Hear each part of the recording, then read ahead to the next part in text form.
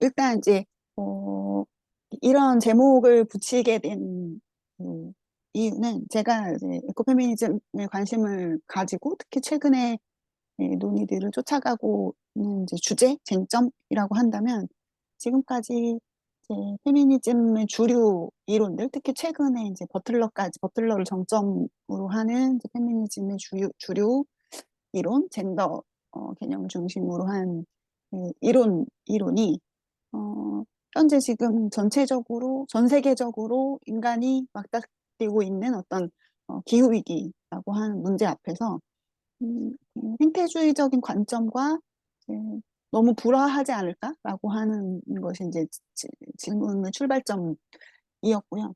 그래서 기왕에 이제 페미니즘 안에 에코페미니즘이라고 하는 생태주의적 관점을 가진 페미니즘 논의가 계속 존재해 왔기 때문에 그렇다면 이 페미니즘 안에서도 주류가 된그 젠더 이론과 그다음에 약간 고립돼 있는 에코페미니즘 약간 고립되어 있는 측면이 있는데 그 고립되어 있는 한 부분으로서 에코페미니즘 사이에 어떤 의사소통 같은 것을 좀 해보는 게 좋지 않을까라고 하는 이제 생각에서 출발했다고 할 수 있습니다.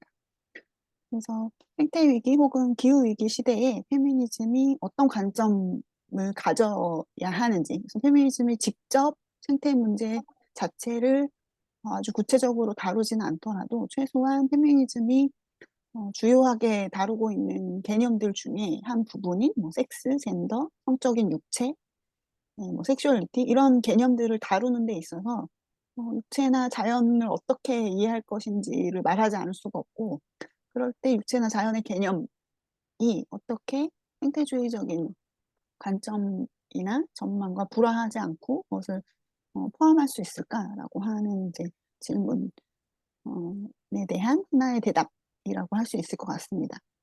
그래서 그런 페미니즘이 성적인 육체를 다룰 때 페미니즘 정치학의 생태주의적인 전망을 포함하게 하도록 하기 위해서 최근에 한 2000년대 초반에서 2010년 이후에 활발하게 이제 제기되고 있고 또 페미니스트들이 또 본격적으로 논의하기도 했던 신유물론적인 관점이 에코페미니즘 안에도 있고 그래서 어, 전반적으로 지금까지 주류가 되어 왔던 젠더 이론을 탈자연화 경향이라고 이제 부를 수 있다면 그런 탈자연화 경향에서 신유물론적인 관점으로 이동하는 것이 필요하겠다라는 생각이 이제 들었고요. 그랬을 때 이제 에코페미니즘 안에 그 신유물론적인 관점을 가지고 논의를 하는 이제 에코페미니스트들이 몇몇 있는데 그 중에서 대표적인 사람으로서 스테이시 엘더 이모가 있고 이 사람의 횡단 육체성이라는 개념을 가지고 어, 기존의 젠더 중심의 어떤 탈자연화 경향을 가진 페미니즘 이론을 좀 유물론적인 방식으로 전환시켜보자라고 하는 생각에서 논문을 작성하게 됐습니다. 그래서 엘러이모의 경우에는 이미 이제 2000년 정도에서부터 2000년에 이제 처음 그 단독 저서를 출간을 했는데요. 그때부터 계속해서 어떤 논문이라든지 저서에서 이 페미니즘이 탈자연화되고 있다라는 부분을 비판을 해왔고요.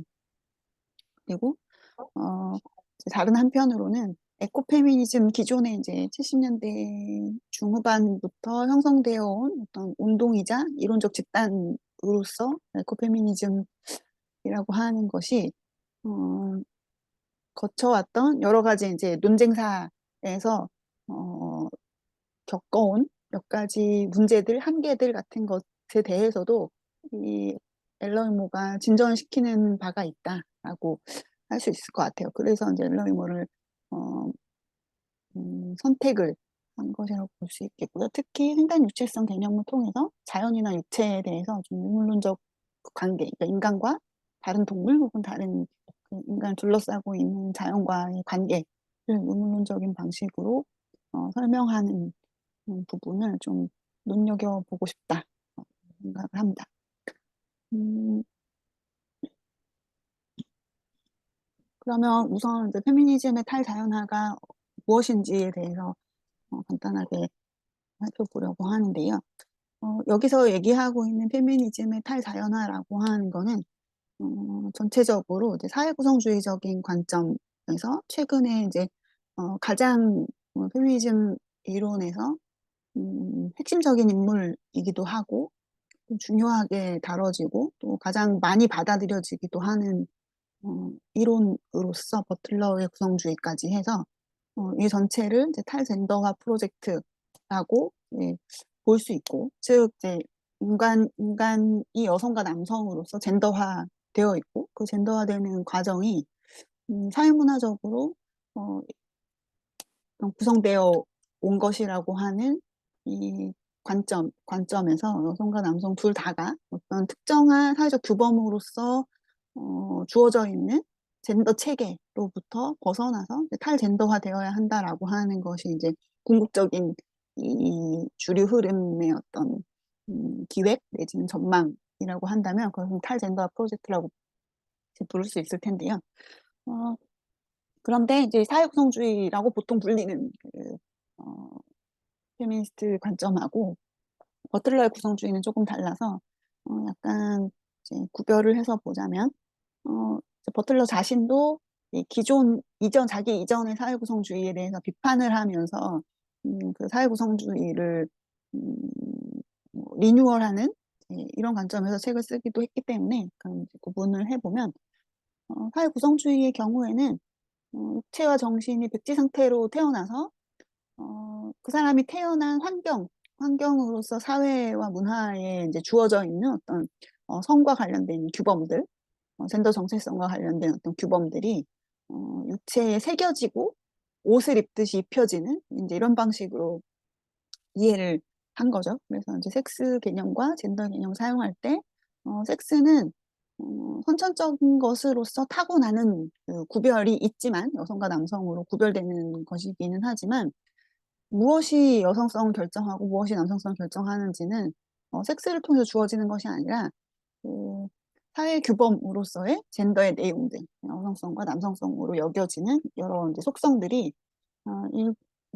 일련의 어떤 그 제도들과 함께 주어져서 성장하는 과정에서 이제 형성되는 것으로 이렇게 이야기를 하고 그래서 육체가 이 이제 사회 구성주의 안에서는 육체는 정신의 각인을 받아들이는 굉장히 수동적인 매개체로 여겨지고 이제 그냥 전통적인 어떤 이원론적인 관점을 그대로 이제 전제로 하고 있다고 할 수 있습니다.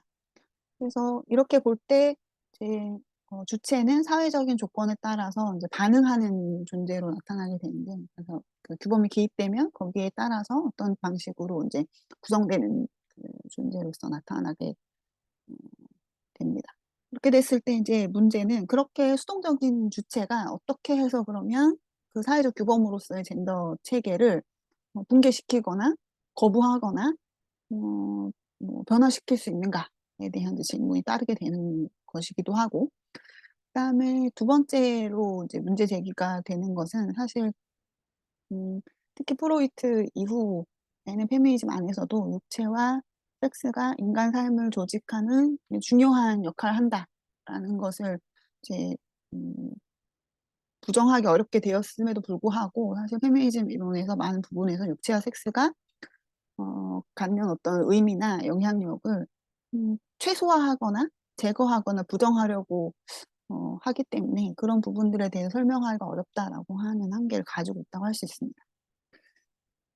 버틀러의 경우에는 이 사회구성주의하고는 조금 이제 다른데 사회구성주의가 육체가 타고난 섹스가 있다는 것을 가정한다는 것과 다르게 버틀러의 경우에는 섹스도 역시 젠더만큼 구성된 것이라고 이제 보는 것이고 그 자체로는 어떤 의미가 있는 실체가 아니다라고 이제 주장을 하고 있습니다. 그리고 이제 사회구성주의가 섹스 자체로는 여성과 남성으로 이제 이분화된 성별 구분을 가정하고 있는 것에 비해서 버틀러의 경우에는 그러한 그 섹스는 자연적으로 이원화되어 있다라고 하는 구분 자체가 자연화된 것이지 자연적인 것이 아니고 우리가 이미 기존에 가지고 있는 젠더 관념, 성은 두 개로 나누어진다라고 하는 그 젠더 관념에 따라서 단지 생물학적 성도 그렇게 이해하게 되는 것일 뿐이라고 이제 주장을 하고 있습니다. 또한 버틀러는 이제 육체를 적극적인 행위자로 본다는 점에서도 기존의 사회부정주의와는 좀 다른 측면이 있다고 할 수 있겠습니다. 그래서 그 성별, 그러니까 젠더에 따른 어떤 여성성이나 남성성이 구성되는 이제 방식이 단순히 규범이 몸에 새겨지는 방식이 아니라 적극적으로 주체가 육체를 통해서 어떤 행위를 함으로써 그 규범에 따른 그 행위를 수행함으로써 그 젠더 정체성을 획득하게 되고 그 다음에 그 어떤 강한 규범이라고 믿었던 그 규범들이 이 주체 행위 반복적인 어떤 수행을 통해서 더욱더 강화되는 그런 것들에 대해서 이제 설명하고 있습니다. 그렇지만 이제 버틀러의 경우의 문제는 여전히 그 육체의 적극성을 나타내기는 하지만 그때 육체라고 하는 것은 행위하는 육체, 그러니까 표면에서 나타나는 행위하는 육체이지 그 육체의 어떤 물질적인 부분에 대해서는 이런 사회구성주의 앞에 이제 사회구성주의와 마찬가지로 이제 무의미한 영역으로 남겨놓고 그러니까 생물학적인 과정이라든지 어떤 육체가 가지고 있는 여러 가지 음, 특성이라든지 이런 것들이 실제 한다고 하더라도 그걸 실제 한다고 자기는 생각하지만 실제 한다고 하더라도 그것이 그것 자체로는 아무 의미가 없다라고 이제 이야기를 하고 있고 그렇기 때문에 육체가 가지고 있는 어떤 생성적인 힘이나 육체, 육체를 생산하기 위한 어떤 성적 물질적인 과정 같은 것들은 주제화되지 못한다고 이야기할 수 있겠습니다. 버틀러에 대한 그 비판은 사실 여러 사람들이 하고 있고 특히 여기 지금 그 인용하고 있는 내용들은 사실 포스트 휴머니즘이나 아니면 신유물론의 분야에서 활동하고 있는 여러 페미니스트 이론가들이 버틀러를 비평하면서 하는 이야기들인데요. 가령 이제 캐런 보라드 같은 경우는 음,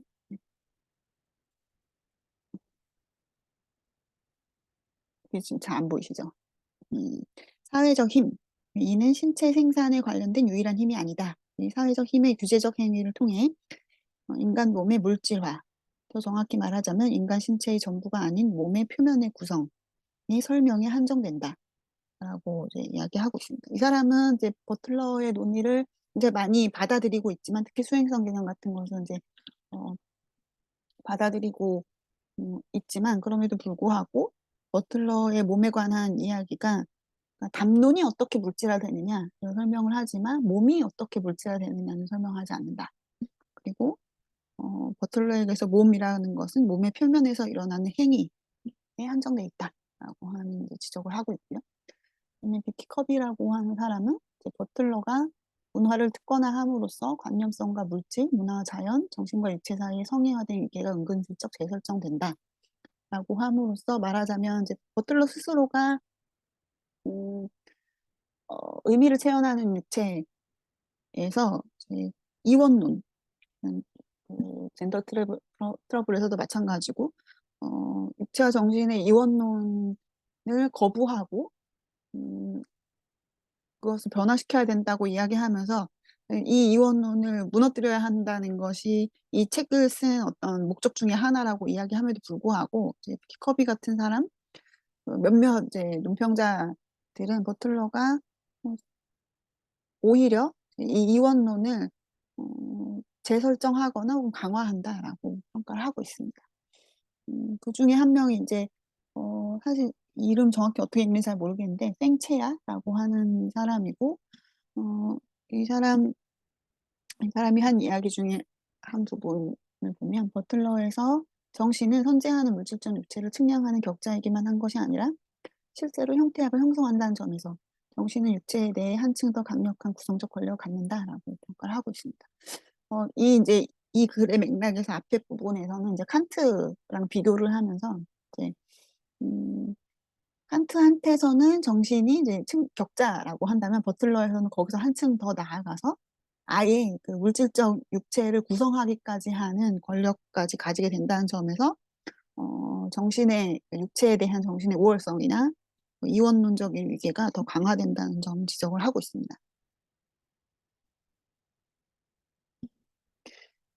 저는 이 페미니즘의 탈자연화라는 그 어떤 경향이 몇 가지 이제 음, 이유들 혹은 이제 문제들, 질문들을 통해서 다시 이제 살펴봐야 한다고 생각이 되는데요.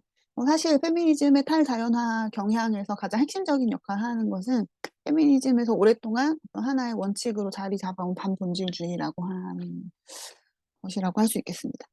사실 이제 반본질주의는 지금까지도 여전히 앞으로도 페미니즘에서 굉장히 중요한 원칙 중에 하나일 것이고 그래야 한다고 저도 생각을 하긴 하는데요. 왜냐하면 이 반본질주의라는 원칙이 작동을 하게 된 가장 중요한 이유는 여성에 대한 차별이나 억압이 구성되는 방식에서 가장 중요한 어떤 지배의 근거, 차별의 근거, 또 그 제시되었던 것 중에 하나가 바로 여성과 남성에게는 자연적 차이가 주어져 있고 일종의 여성과 남성 각각에게 어떤 성적 본질이라는 것이 있고 그 본질에 따라서 역할이 주어지고 어떤 기능을 더 잘할 수 있고 더 뭐 잘할 수 없기 때문에 여성은 이제 가정이라고 하는 사적 영역에 남성은 이제 공적 영역에서 일을 하는 것이 서로에게 더 좋고 그것이 여성에게도 더 행복한 일이다라고 하는 방식의 이제 논리가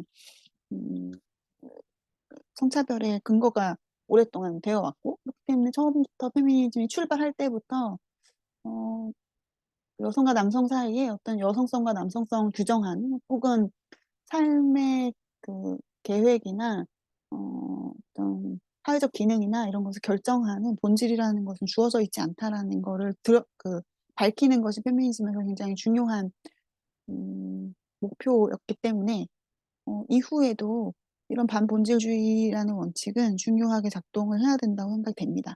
그렇지만 반본질주의가 그 자체로 어떤 비판적 대상이 되지 못하고 굉장히 오랫동안 교조적인 원칙처럼 이제 작동을 하게 되면서 육체가 어떤 힘을 가지고 있다, 육체에 어떤 고유성이 있다라고 하는 주장이나 아니면 성들 사이에 어떤 차이가 존재할 수 있다라고 하는 주장 자체가 충분히 진지하게 검토되기도 전에 이제 본질주의라는 이유로 이제 거부되거나 이제 부정되는 경우들이 너무 많았었고 그로 인해서 페미니즘 안에서 자연이나 육체에 대한 이제 진지한 논의가 제대로 이루어지지 못한 시간들이 꽤 길었다고 생각이 돼요.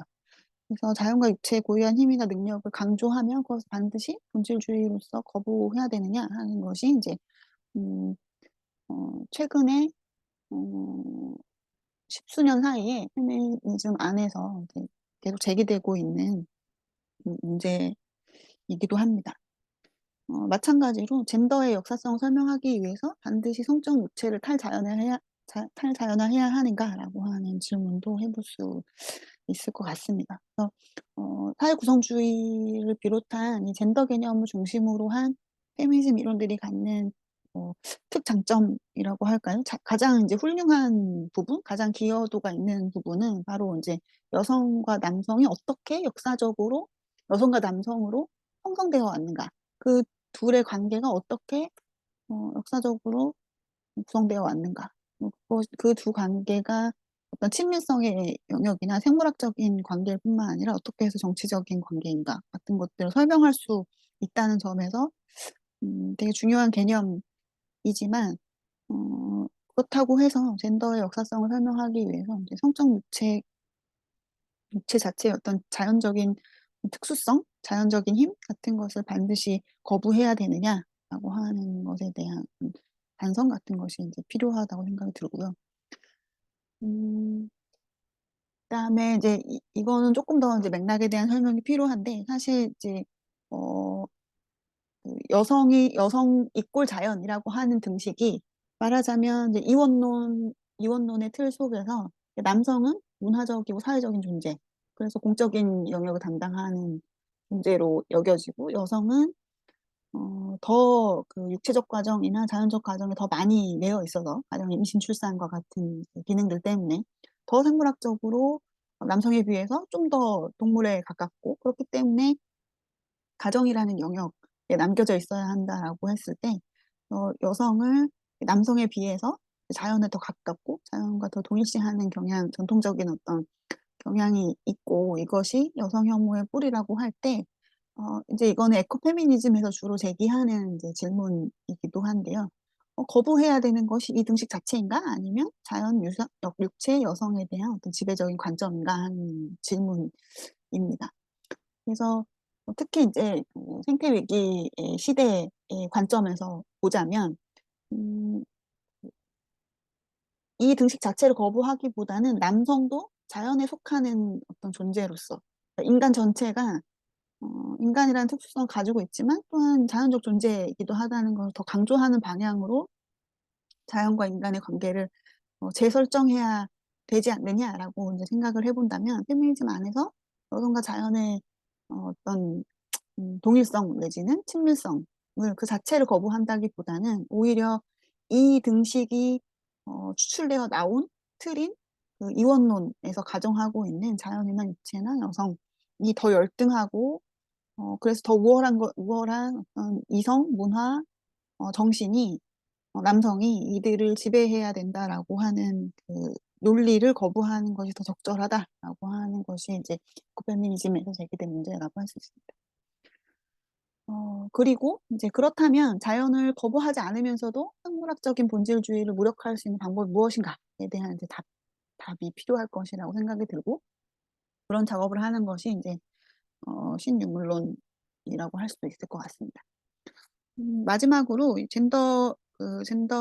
탈젠더화 프로젝트 혹은 탈자연화 프로젝트에서 다룰 수 없는 중요한 문제 중에 하나가 바로 생명 탄생의 문제라고 할 수가 있겠습니다. 사실 이제 여성 철학이 철학적 논의에 제기하는 여러 가지 쟁점들 중에서 좀 새롭게 제기하는 쟁점이라고 한다면 바로 이 생명 탄생의 문제라고 할 수 있을 것 같은데요.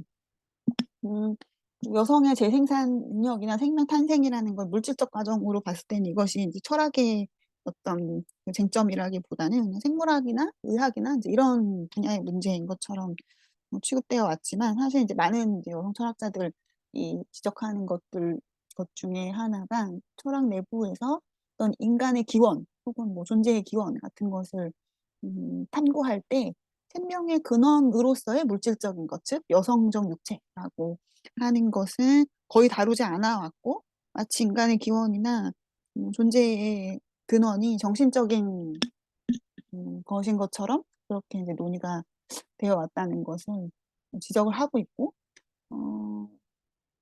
그래서 여기서 벗어나기 위해서 많은 이제 페미니스트 철학자들이 이 여성의 재생산이라고 하는 능력을 어떤 생명의 근원이자 인간의 어떤 기원의 한 부분으로서 그 생성적 힘 혹은 생성 권력을 가지고 있는 것으로 이제 다시 설명할 수 있어야 한다는 것인데요.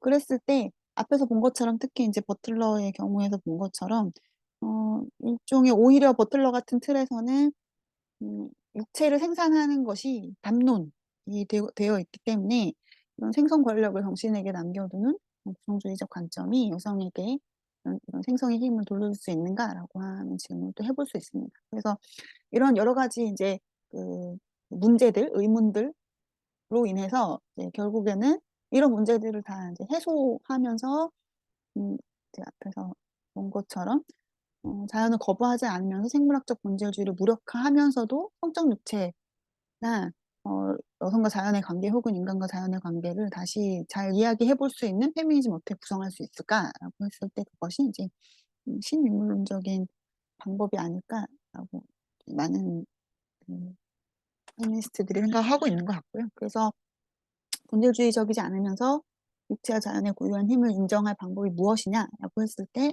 육체와 자연은 역동적이고 적극적이고 자기생성적인 행위자로 재개념화하는 것이라는 점에 이제 초점이 맞춰지는 것 같습니다. 그래서 그럴 때 자연 개념이 어떤 요건을 갖춰야 되느냐라고 했을 때 이 앞에서 나왔던 어떤 질문들이나 문제들을 해소하기 위한 요건으로 세 가지 정도로 추려볼 수 있을 텐데, 첫 번째는 위계적 이원론에서 벗어나는 것이고, 두 번째는 생명체들 사이의 물질적인 상호관계를 밝히는 것이고, 세 번째는 보편적이면서도 다양한 것으로 자연을 정의할 수 있어야 한다는 것입니다. 세 번째의 경우에는 말하자면 이제 그 생태 위기의 문제가 굉장히 정치적인 것이어서 이거를 보편적인 문제, 그러니까 인류 전체가 맞닥뜨리고 있는 어떤 거대한 문제로만 이야기를 하게 되면 이 문제를 직접적으로 만들어낸 그 책임 소재가 누구한테 있느냐, 그다음에 더 많이 이 문제로 인해서 고통받는 것은 누구냐라고 하는 질문들이 은폐될 수 있기 때문에 이 문제를 굉장히 보편적이면서도 다양한 것으로 정의할 수 있어야 하고, 그다음에 또 다른 측면에서 생명을 가진 것들은 누구나 그 자연 안에서 살아가야만 자신을 유지할 수 있다라고 하는 보편적 차원에서 자연을 접근하면서도 동시에 자연이 계속 유지되고 번성하기 위해서는 그 안에서 다양성이나 창조성이 확보되어야 한다라고 하는 점에서도 이 보편적 자연을 보편적이면서 다양한 것을 정의하는 것도 이 자연 개념의 중요한 요건이라고 할 수 있겠습니다. 음, 그래서 이제 아까 초반에 에코페미니즘이 페미니즘 안에서 약간 고립된 그 지위를 가지고 있다고 말씀을 드렸었는데요. 그래서 이렇게 한편으로 페미니즘이 이렇게 탈자연화하는 경향으로 어떤 주류를 형성해서 쭉 그 이어져 오고 있었던 것과 달리 에코페미니즘은 그 안에서 계속해서 어떻게 그 자연과 인간의 관계를 되돌릴 것인지, 파괴적인 혹은 지배 종속의 관계나 파괴적인 관계가 아니라 인간은 어떻게 자연 안에서 살아가는 동물로서 다시 설정할 것인지 이런 것에 대한 논의를 계속 페미니즘 안에서 해왔고, 특히 이제 이 가부장제 내지는 앞에서 잠깐 언급했었던 이원론, 위계적 이원론이라는 것이 어떻게 여성에 대한 차별과 생태 문제 둘 다를 야기하는 어떤 구조적 원인일 수 있는지 이런 것에 대해서 주로 이제 논의를 해왔다고 할 수 있는데요. 그 과정에서 이제 그러면 자연이란 게 뭐냐라고 하는 거에 대한 이제 논의들도 같이 포함이 돼 있었다고 할 수 있습니다. 근데 물론 이 자연이 뭐냐라고 하는 질문에 대한 논의가 되게 구체적으로 이루어지거나 아니면 체계적으로 이루어졌다고 하기는 어렵습니다. 대부분 에코페미니즘 논의는 처음에 이제 비판적인 단계에서 시작해서, 그러니까 현재의 어떤 가부장제나 이원론 혹은 자본주의 그리고 이들 사이의 어떤 결합관계 이런 것들에 대한 비판적 분석에서 출발해서 그 다음에 굉장히 실천적인 대로 확 뛰어가는 그 경향이 커서 사실 자연이 뭔지, 그다음에 자연과 인간의 관계가 어때야 하는지 이런 부분에 대해서 깊이 있게 다루는 저서들을 찾기가 그렇게 쉽지는 않은데요. 그럼에도 불구하고 그 사이에서 자연이 무엇인지에 대한 논의들을 이제 짤막짤막하게 해왔다고 할 수 있는데, 어, 90년대 중후반까지는 대부분 낭만주의적인 그 자연의 이미지 같은 것들이 지배적이었다고 할 수 있겠습니다. 그래서 뭐, 어, 가이아 여신이라든지 아니면 뭐 어머니 돼지라는 개념이라든지 이제 이런 방식으로 접근해서 자연이 언제나 다 품어주고 풍요롭게 다 내어주고 이제 이런 식의 이제 관점을 가지고 자연으로 돌아가야 한다라고 하는 어, 어떤 주장들을 포함하는 낭만주의적인 이미지들이 좀 지배적이었다고 한다면 90년대 90년대 후반 이후에는 거의 이 자연을 행위자로 인식하기 위한 노력들이 출현했다고 할 수 있겠습니다. 그랬을 때 그 대표자가 이제 발 플러무드라고 하는 사람인데요. 네, 발 플러무드는 자연을 트릭스터라는 이름으로 이제 형상화하면서 자연을 행위자로 개념화하고 있는데, 가령 자연을 활동적인 현존이자 우리의 일상적인 삶의 수많은 방식으로 기여하는 행위자로 인식해야 한다고 이제 주장을 하고 있고요. 어, 그다음에 자연이 항상 새롭게 창조되는 세계와의 만남의 비밀, 예기치 못한 것, 계시, 기호들과 경위들의 열려있는 존재의 비밀을 담고 있다. 그리고 또 한편으로 이제 자연이 나의 세계가 아니고 나의 것의 필연성, 나의 의지와 투쟁, 나의 생사에 무관심한 어떤 나 없이도 잘 돌아가는 그런 황량한 질서다. 그래서 인간과 자연이 관계를 잘 맺으려면 이 자연이 가지고 있는 우발성에 잘 협력하는 능력이 필요하고, 그 능력을 이 사람이 이제 유물론적인 영성이라고 부르고 있습니다. 어, 그랬을 때 이제 플러무드가 그래도 비교적 좀 구체적으로 자연 개념에 대해서 다루고 있는 사람 중에 하나라고 할 수 있을 텐데요. 네, 어, 그럼에도 불구하고 몇 가지 한계들이 있는데 일단 기본적으로는 되게 충분하게 구체화되거나 체계화되지 않았기 때문에 자기가 하고 있는 다른 주장들, 그, 환경윤리적인 뭐 주장들이나 이원론에 대한 비판적 분석이나 이런 부분들하고 이 자연 개념이 어떻게 이제 잘그 연결지어져 있는지 이런 걸 잘 이렇게 구조화해서 보여주지 않는다는 점이 좀 아쉽고, 그다음에 주로 이 자연과 인간 사이의 관계를 어떻게 재설정할 것이냐라고 했을 때 어떤 물질적인 상호관계를 강조하기보다는 여전히 인간 쪽에서 그 협력하는 어떤 능력, 인간의 능력에 초점을 맞추고 있다는 점에서 좀 아쉬운 점이 있다고 할 수 있고요. 그렇기 때문에 어떤 육체들 간의 관계, 그러니까 인간 육체들, 혹은 다른 종의 육체들, 어떤 물질들 이런 것들과의 관계, 육체적 관계 능력 같은 것이 잘 드러나지 않는다. 이 점에서 좀 아쉬움이 있다고 할 수 있겠습니다. 음, 그런 점에서 사실 이제 엘러이모가 내놓고 있는 횡단 육체성이라는 개념은 그 자체로 어떤 자연을 정의하는 개념은 아니지만 자연과 인간의 관계 혹은 이제 육체들 사이의 이제 물질적 관계를 잘 설명하는 개념으로 이제 볼 수가 있을 것 같습니다. 이 개념은 한국의 그 말살흑이라는 제목으로 2018년도에 이제 어, 번역이 되어 있고요. 원래는 2010년에 발간이 된 책입니다. 그리고 그 밖에 이제 다른 그 글과 책에서 그 책들을 참조해가지고 이 소개를 좀 드리려고 하는데요. 일단 앨런 이모는 앞에서 말씀드린 것처럼 페미니즘의 앞에서 그러니까 탈자연화 혹은 탈젠더화라고 그 이야기했던 것을 이 사람은 플라이트라는 표현을 쓰는데요. 자연으로부터의 탈출이다.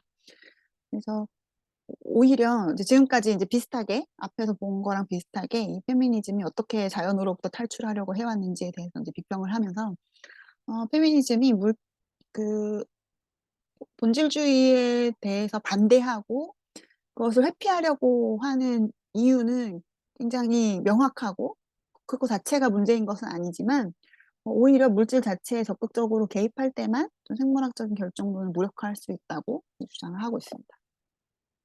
그래서 그런 이제 문제 의식 속에서 이 사람 말살흑에서는 인간을 넘어서는 세계와 인간 신체성이 갖는 물질적 상호 연결을 중시하고 동시에 물질 작용 능력이 더 광범위한 인식론이 필요하기 때문에 그런 인식론의 어떤 출발점이 되는 개념으로서 횡단 육체성이라는 개념을 제출을 하고 있습니다. 이 횡단 육체성이라는 개념은 이제 책 전체에 걸쳐서 조금씩 이제 다르게 정의하는 부분들이 등장을 하는데요. 우선은 인간이 언제나 인간을 넘어서는 세계와 맞물리는 지점이자 몸들을 가로지는 운동이라고 이제 정의를 하고 있습니다. 그래서 이제 이 정의에서는 인간 육체를 일단 중심에 놓고 있기 때문에 이 책 번역하신 선생님께서는 횡단 신체성이라고 번역을 하신 것 같아요. 네, 저는 이 개념을 조금 더 확장해서 사용을 하고자 하기 때문에 횡단 육체성이라고 번역을 해서 사용을 하도록 하겠습니다. 조금 더 이제 구체적으로 살펴보면 몸들을 가로지르는 운동, 즉 횡단 육체성을 중요하게 생각하는 순간에 다양한 몸된 자연들 사이에 상호 교환과 상호 연결이 드러난다. 뿐만 아니라 횡단은 서로 다른 장소들을 가로지르는 운동임을 부각하기 때문에 횡단 육체성은 인간 몸, 비인간 생명체, 생태계, 화학작용, 그리고 여타 다른 행위자들의 종종 예측 불가능하고 반갑지 않은 작용들을 인정하는 유동적인 공간을 열어준다. 우리가 인간을 넘어서는 세계와 인간 시체성이 맺는 물질적 상호 연결을 중시하고 동시에 물질 작용 능력이 더 광범위한 인식론이 필요로 한다는 것을 인식할 때 인간과 환경이 결코 분리된 것으로 여겨질 수 없는 20세기 후반과 21세기 초반의 복잡 다단한 현실들과 씨름할 윤리적 정치적 입장을 정립할 수 있다. 이것이 이 횡단 육체성 개념을 제시한 목표라고 할 수 있겠습니다.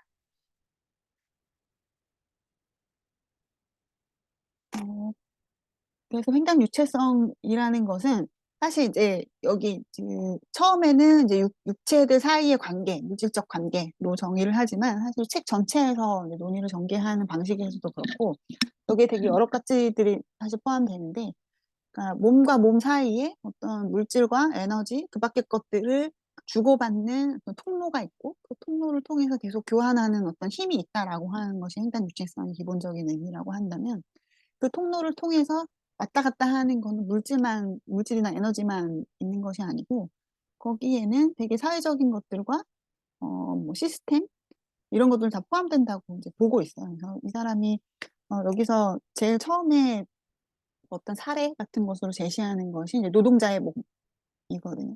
특히 이제 어, 광물을 채굴하는 작업을 하는 노동자의 몸이 어떻게 환경 물질에 의해서 오염되는지에 관련된 이야기들을 하고, 그다음에 그 오염된 육체를 그 특히 그 노동자가 이제 실제 사례에서 주로 흑인들이었기 때문에 그 흑인 노동자들의 오염된 육체가 어떻게 무시되거나 음, 그냥 정말 이제 땅바닥에다가 그 가족들도 모르게 매장하고 이제 이런 식으로 문제를 해결하려고 했었기 때문에 그런 부분들이 여러 가지 그 사회의 어떤 시스템들, 그다음에 성, 종, 뭐 인종적 이런 그 시스템들과 다 관련이 돼 있고, 그다음에 정치적인, 인식론적, 제도적, 그리고 문化학문적 영역들 사이의 움직임과도 연관되어 있다는 것을 보여주면서 이 횡단 유체성이 단순히 몸과 몸 사이의 어떤 물질적인 오고감만 이야기하는 것이 아니라 기호나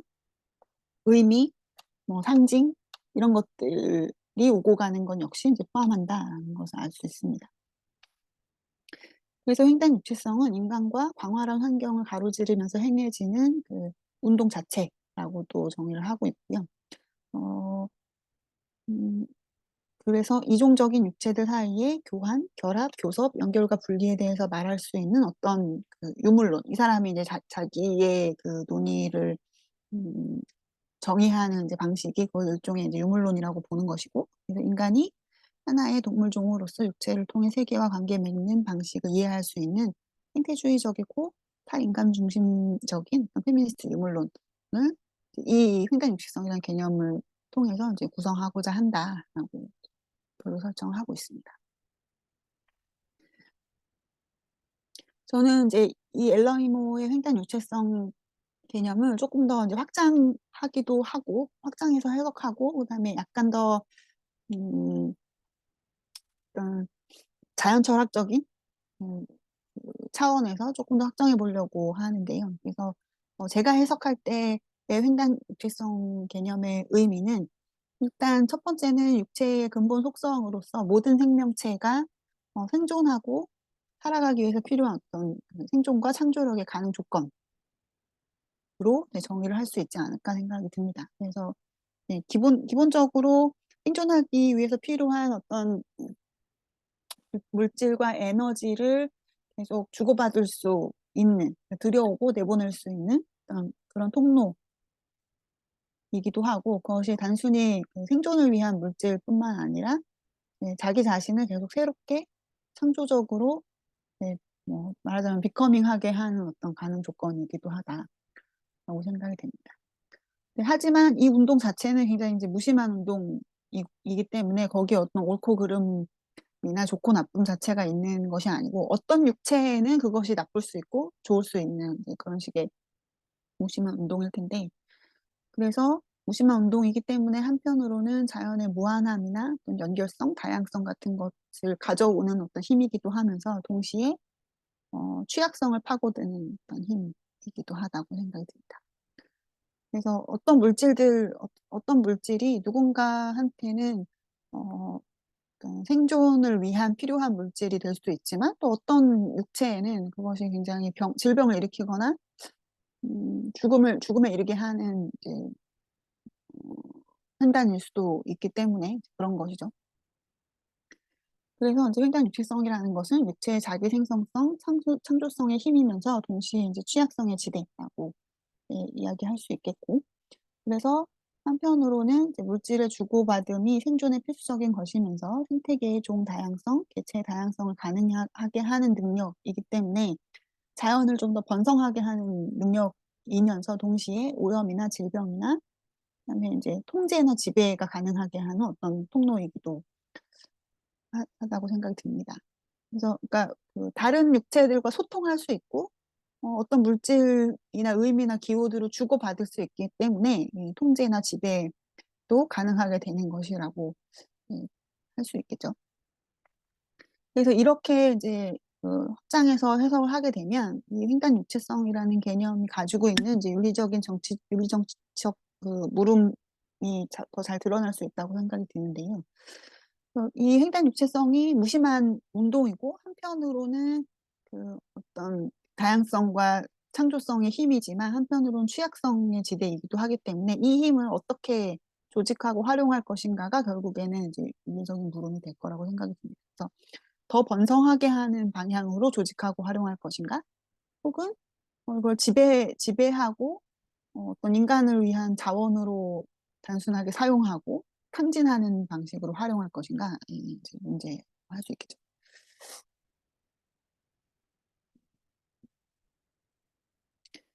어, 그래서 신유물론적인 이 전환으로서 엘러이모의 이 개념, 행전 유실성이라는 개념이 앞에서 살펴봤던 새로운 조금 더 유물론적으로 인간과 자연의 관계를 설명하는 어떤 자연을 이해할 수 있는 그 개념에는 뭐가 필요하냐라고 했을 때 이제 세 가지를 말씀드렸었는데 그 세 가지를 어떻게 충족시키느냐라고 하는 것을 보자면 일단은 이제 이 횡단성을 통해서 횡단하는 것들의 물질이나 기호나 의미 같은 것도 다 포함된다는 점에서 이원론을 벗어나 있다고 할 수 있을 것 같고요. 그다음에 육체 자체가 이 상호작용을 하고 하는 이제 주체 혹은 행위자로서 적극적인 역할을 하게 되기 때문에 역시 그 이원론에서 육체를 더 열등한 것 혹은 그 지배받아야 하는 것으로 여겨왔던 그런 관점에서 벗어난다고 할 수 있겠습니다. 그다음에 이제 인간 자연, 그다음에 종들 사이의 어떤 상호관계 기초로서 이 물질적 상호관계를 표시할 수 있는 개념으로 인간 비성을 사용하고 있다는 점에서 이 물질적인 상호관계를 밝히는 것이고 또한 그것이 굉장히 이제 다양한 측면들, 그러니까 이 어떤 물질적 상호관계가 특수하게 반드시 어떤 결과를 낳는다라기보다는 이제 무심한 그 운동작용으로 표현되고 결국에는 그것을 어떻게 활용하고 이용하고 작동하게 할 거냐 하는 문제는 윤리적이고 정치적인 질문에 남겨져 있는 것이기 때문에 본질주의적이지 않다고 볼 수 있겠습니다. 그다음에 이 횡단 유실성이 모든 생명체에 주어진 어떤 공통적인 능력이고 이그 종들 사이의 관계들을 맺어나가는 어떤 능력으로서 나타나기 때문에 보편적인 것이면서 동시에 횡단을 통한 다양한 관계를 조직하는 원리이기도 하기 때문에 그 생태계 안에 어떤 다양성들도 표시할 수 있다고 볼 수 있겠고요. 그리고 여기다가 이제 쓰지 못했는데 어, 말하자면 자연은 보편적인 것을 이 보편적인 능력으로 이해하면서도 동시에 결국에는 이 힘을 어떻게 이용할 거냐라고 하는 문제와 관련해서 책임의 문제를 어, 나타낼 수 있다는 점에서도 혹시 이 자연을 단순히 보편적인 관점에서 인류 모두가 직면한 어떤 문제라는 방식으로 뭉뚱그리지 않고 누구에게 책임이 있느냐를 질문할 수 있는 틀이라고 생각이 듭니다.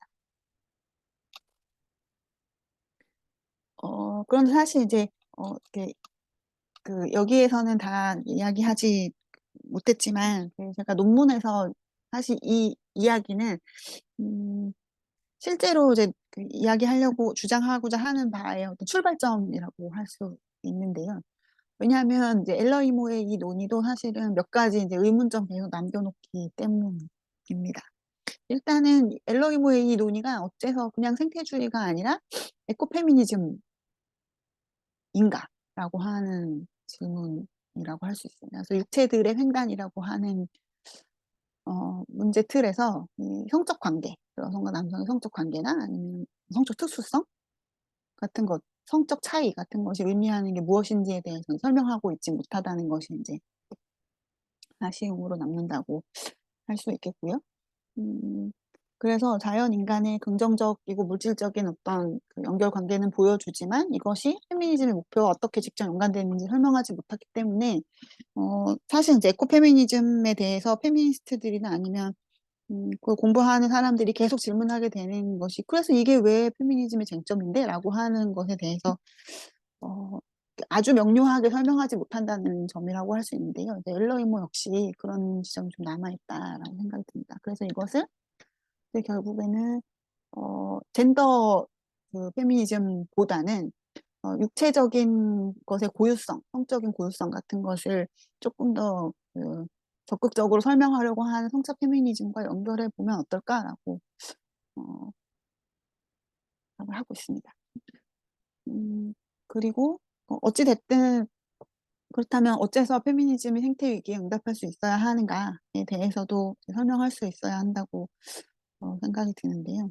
네, 뭐 잠정적으로는 어쨌든 페미니즘이 단순히 어떤 국제적인 그 여성이 겪는 문제에 대해서 설명하는 것이라기보다는 음, 인간이 사회와 세계를 설명할 때 가졌던 관점이 남성 중심적이기 때문에 그 세계를 설명하는 설명틀 자체의 관점을 그 변화시켜야 한다라고 하는 점에서 생각했을 때 페미니즘이 그리려고 하는 어떤 대안적인 세계에 대한 밑그림 같은 것이 있다면 그 밑그림엔 당연히 지금 그 인간이 처해 있는 중대한 위기로서 생태 위기에 대한 응답할 수 있는 어떤 측면들도 가지고 있어야 된다. 그래서 직접적인 거기 그 논의가 없더라도 최소한 페미니즘이 다루는 핵심적인 개념들로서 이제 성적 육체나 섹스나 젠더의 개념들이 음, 이원론적이지 않고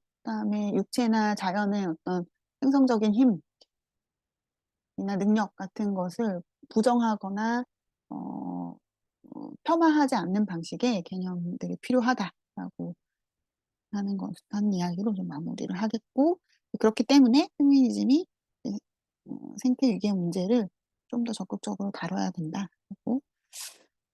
생각을 합니다. 네. 여기까지 발표를 마치려고 합니다. 네, 오늘 좀 횡설수설한 것 같은데 잘 들어주셔서 감사합니다. 예. 어, 예, 벌써 50분이나 훌쩍 지났습니다.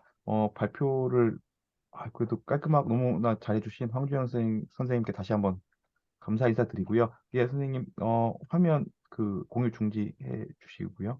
어, 순서에 맞춰서, 어, 이승용 선생님께 예, 토론의 기회를 드리도록 하겠습니다. 선생님, 어떻게 또 뭐가 있으신가요?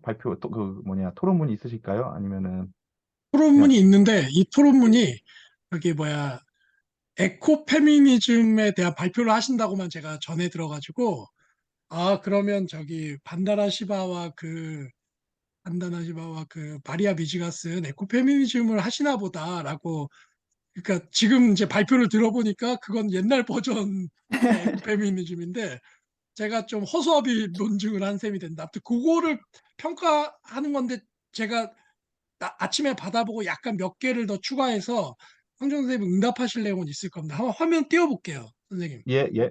예, 좀 약간 미리 써놓은 거에다가 제가 추가해가지고 약간 좀 허술하긴 합니다, 말이. 예, 한번 읽어보겠습니다. 어, 제가 좀 도발적으로 제목을 해보려고 죽은 개 취급이라고 이제 했는데요. 쭉 읽어보겠습니다. 오히려 그게 빨리 끝낼 것 같은데 논의를 흥미롭게 만들기 위해 좀 과장된 것이긴 하지만 다음 문제를 제기하고 싶다. 에코페미니즘의 일각, 특히 마리아 미즈와 반다나 시바의 경우에서는 에코페미니즘의 이론적 기반을 강화시킬 수 있는 두 명의 주요한 철학적 인물을 죽은 개 취급하는 기계적이고 반복적인 사유의 이미지가 있다. 죽은 개는 칼 막스와 주디스 버틀러다. 죽은 개 1 막스. 이게 지금 딱 황교 선생님의 그 글에 대한 게 대수가 없습니다. 이게 지금 제가 반달한 마리아 미즈 미리 말씀드리자면 에코페미니즘은 막스와 막스주의를 다음과 같은 이유로 비판한다. 첫째, 막스의 제2의 자연 개념. 에코페미니즘에게 막스는 자연과 자연의 힘을 소위 제2의 자연 또는 문화로 변형하는 일을 수반한다고 보는 자유 개념을 지니고 있고, 이는 인간의 자유와 행복이 자연으로부터의 지속적인 해방의 과정, 이성과 합리성의 능력으로 자연의 과정으로부터 독립되고 그 과정을 지배하려는 생각을 반영하는 것으로 간주된다. 그런데 문제되는 개념인 제2의 자연은 역설적이게도 다른 생태주의자들에게는 바로 그것이 막스가 자연과 인간을 분리하지 않음을 반영하는 근거이자 그의 사상의 초창기에 가졌던 생산력주의를 넘어설 근거가 되기도 한다. 막스에게 자연은 자본론 초판을 쓸 당시인 1850, 60년대에 이미 인간적 삶과 인간적 활동의 전제이자 인간이 노동을 통해 상호 신진대사를 일으키는 인간의 비유기적 몸으로 이해되고 있으며, 나아가 자본론 3권과 그의 생애 후기에 쓴 자술리치에게 보낸 편지 등에서 확인되듯 물질 대사의 교란과 균열을 일으켜 지속 가능한 생산의 조건을 무너뜨리는 자본주의가 자연과 토지를 사적 소유의 대상으로 삼아 약탈과 폭력적 파괴를 일삼는 체제로 이해하고 있기 때문이다. 이러한 점은 단순히 막스는 반생태주의적이지 않다는 걸 넘어서서 자연을 지배하고 착취하는 체제로서의 자본주의에 대한 근본적 비판으로도 연결될 수 있다는 점에서 에코페미니즘에게는 간과할 수 없는 측면이기도 하다. 둘째, 막스의 생산적 노동 개념에 대한 비판. 에코페미니즘은 막스의 생산 개념이 가진 남성 산업 노동자 중심의 가치 생산 체제가 여성을 배제하고 여성의 노동을 무가치한 것으로 취급하고 있음을 비판한다. 산업화의 시각이 자연이라 간주하는 것은 비노동, 즉 생물적 자연적이라 정의함으로써 깎아내리고자 하는 이민족의 사회적 노동인 것이다. 또한 이 시각은 자연과 여성의 노동을 수동적으로 규정한다. 이는 막스가 자본론 초판에 서술했다 재판에서는 탈락시킨 원고 중 생산적 노동과 비생산적 노동이 담고 있는 내용에 해당할 수 있다. 즉 자본주의적 생산의 직접적 목적과 원래적 생산물이 잉여가치이므로 직접적으로 잉여가치를 생산하는 노동만이 생산적이고 그러한 노동능력 집행자만이 생산적 노동자이며 그러므로 생산 과정에서 자본의 증식을 위해 직접 소비되는 노동만이 생산적이다. 이러한 논의에 따라 여성의 가사노동, 재생산 노동은 자본의 증식을 위해 직접 소비되지 않는 비생산적 노동이 되며 따라서 무가치한 것으로 간주될 수 있다. 그런데 그렇다고 해서 막스가 여성의 가사노동과 재생산 노동을 무가치하다고 판단한 근거가 되는 것일까? 막스는 바로 이렇게 잉여가치 생산에만 독점적으로 가치를 부여하는 바로 그 산업자본주의를 혁명적으로 분쇄하자고 주장하고 있으며 그것을 통해 노동 자연 생산물을 사회화하거나 더 나아가서는 공통화, 코뮤니즘이 지닌 근본적 의미에서 공통화하고 공동, 민주적으로 관리하자고 주장하는데도 말이다. 코뮤니즘의 관점은 에코페미니즘과 충돌하기는커녕 그것을 사회적 투쟁의 계기로 삼아 자연과 여성의 착취에 맞서는 연대의 관점을 형성하는 계기가 될 수도 있다. 셋째, 에코페미니즘의 영성주의에 입각한 막스의 유물론 비판. 막스의 유물론을 물질주의나 물질 만능주의로 보는 것은 막스가 포에르바에 관한 태제에서 비판한 풍류적 유물론과 혼동한 것이거나 아니면 물질에 대한 신비화된 해석에서 벗어나고자 했던 근대시기의 무수한 사회적 운동들, 특히 여성을 마녀 사냥하거나 가부장제에 종속시키는 근거로 기능했던 종교적 세계관에 맞섰던 페미니스트의 역사적 운동을 간과하는 것이다. 자연을 신비화된 영적 힘으로 본다고 해서 그것이 자연 파괴 및 자연 착취를 중단시킬 필연적 근거는 될 수 없다. 죽은 게 이 버틀러. 여기에는 약간 그 황주영 선생님 그것도 약간 첨가했는데 죽은 게 이 버틀러. 첫째, 에코페미니즘은 주디스 버틀러를 단순히 언어적 전해에 기초한 담론적 구성주의자로 취급하는 경향이 있으며 그에 따라 언어 없이는 물질이나 몸은 있을 수 없다는 언어로 환원된 존재론을 가진 것으로 이해하는 경향이 있다. 버틀러가 담론의 수행적 성격을 강조하는 것은 담론 이전의 성구성되어 미리 규정될 수 있는 존재란 없으며 담론의 발생과 함께 섹스든 젠더든 형성될 수 있다는 관점에서 나온 것이며 이는 여성성이나 남성성을 특정한 현존하는 존재들에게 선언적으로 부과하는 현존의 형이상학이나 정체화된 주체를 형이상학적으로 틀짓는 권력을 비판하기 위함이다. 물질은 담론 없이 존재할 수 있지만 그 물질의 규정성이 부과되는 한에서는 권력관계 안에서 작동하는 담론을 벗어날 수 없음을 이해하는 것이 중요할 것이다.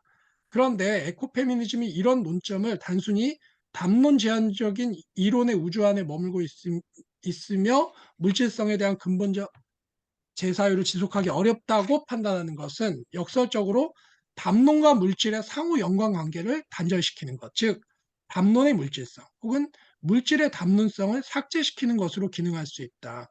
이것은 에코페미니즘이 가진 생각인 자연에는 인간과는 무관한 본원적 가치가 있다는 발상으로도 이어지는데, 이 역시 역설적으로 인간의 자연성, 인간의 자연화를 생각하지 못하게 만드는 효과를 낳는다. 둘째, 버틀러의 구성주의가 육체의 자기 생성적 힘을 보지 못한다는 비판. 이것은 결국 버틀러가 사회 구성주의자들과 마찬가지로 육체나 물질을 수동적으로 본다는 관점을 연장한 것인데, 버틀러는 육체의 표현 능력, 몸의 구성 능력을 언어적이고 담론적 수행적 능력과 분리시키지 않는다는 점을 강조한 것이다. 버틀러에게는 수행성이 곧 신체의 활동이기 때문이다. 물론 버틀러가 신체의 활동을 이해할 때 그것이 물질의 활동성을 직접적으로 포함한다고 말할 수는 없지만, 그렇다고 몸을 피부 내부로 한정된 유기체적 신체로만 한정시킨다고 말할 수 없다는 점에서 버틀러가 이론적으로 해명할 여지는 여전히 남아있다. 무수한 신체의 자기 생산 능력이 사회화된 관계 내에서 이루어지는 한에서 그것은 타인에게는 표현성으로 해석되며, 이러한 해석이 일어나는 모든 곳에서 의미는 재규정되고 패러디될 수 있다. 버틀러에 따르면요. 또한 에코페미니즘은 자연을 구성할 수 있다는 발상 자체를 문제 삼는 경향이 있는데, 그러한 구성주의적 발상이 인간에 의한 자연의 파괴, 슬픔의 정동만을 낳는 것이 아니며 자연의 지속적 생산, 기쁨의 정동을 낳을 수도 있음을 강구하는 것이다. 그리고 오늘날 여러 형태의 생태주의적 사회운동들은 바로 이러한 인간의 자연과의 관계 속에서 어떻게 더 많은 기쁨을 만들어낼 수 있는가에 대한 고민이 그러한 활동들 속에 녹아있지 않던가 아는가. 또 추가적 논점으로요. 이것도 지금 황종 선생님 딱 해당하는지는 잘 모르겠습니다. 에코페미니즘이 가진 과학과 기술에 대한 입장이 가진 문제점. 첫째, 근대 과학이 가진 합리성이 자연지배적 사고를 낳는다는 에코페미니즘의 비판이 근대의 모든 인식론과 기술에 대한 비판 및 거부로 필연적으로 이어질 이유는 없다. 과학에는 자연지배적 세계관만 있는 것이 아니며 대안적 과학, 대안적 인식의 가능성도 늘 갖고 있기 때문이며, 이는 역사적으로도 늘 형성되었던 실제적 양상이기도 하다. 물론 왕립과학과 아카데미적 과학이 자신의 기득권을 유지하기 위해 늘 이러한 대안적 인식을 배제하려 했음은 분명하다. 그것은 가령 반다나 시바나 마리아 미즈가 얘기해오고 긍정하고자 했던 여성의 자연과의 관계 형성 및 활동, 즉 마녀 사냥당하고 착취당했던 자연이해의 가능성 그 자체이기도 하다. 대안과학과 대안적 인식이 있음을 인정하는 한에서 과학 일반에 대한 거부는 자기 모순적이다.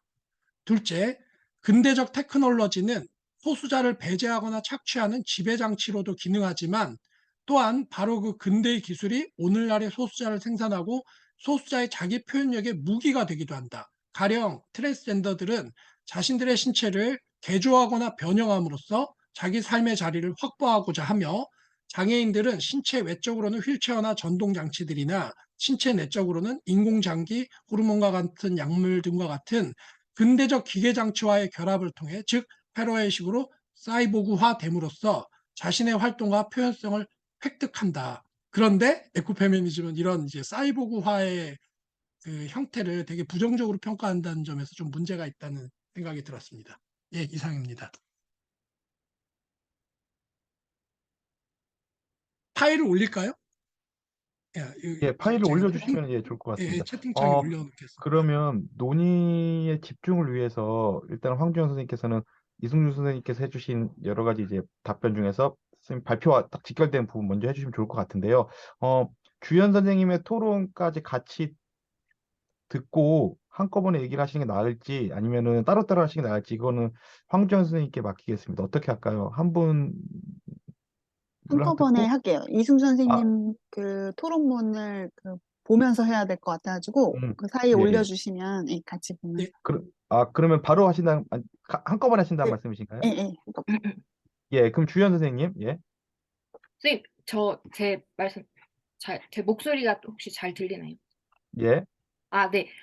지금 제 것도 올린 다음에 하려고 했는데 잠시만요, 선생님. 어,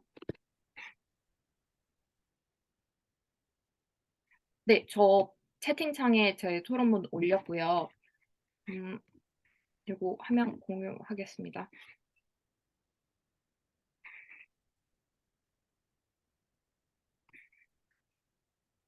오, 네. 그 페미니즘 정치 철학이랑 정신분석 되게 재밌어하고 공부하고 있어가지고 선생님 황교안 선생님 그 토론 맡았을 때 되게 개인적으로 신났거든요. 근데 제가 공부하고 있는 영역인지라 제가 좀 거칠어요.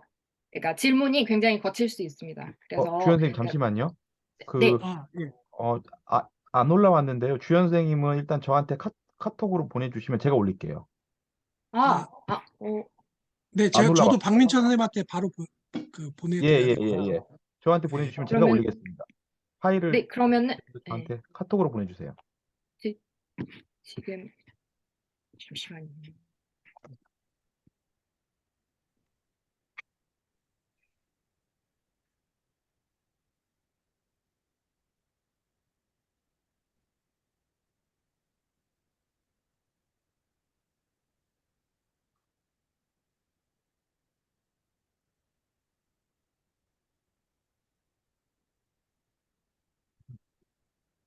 네, 쌤 보냈습니다.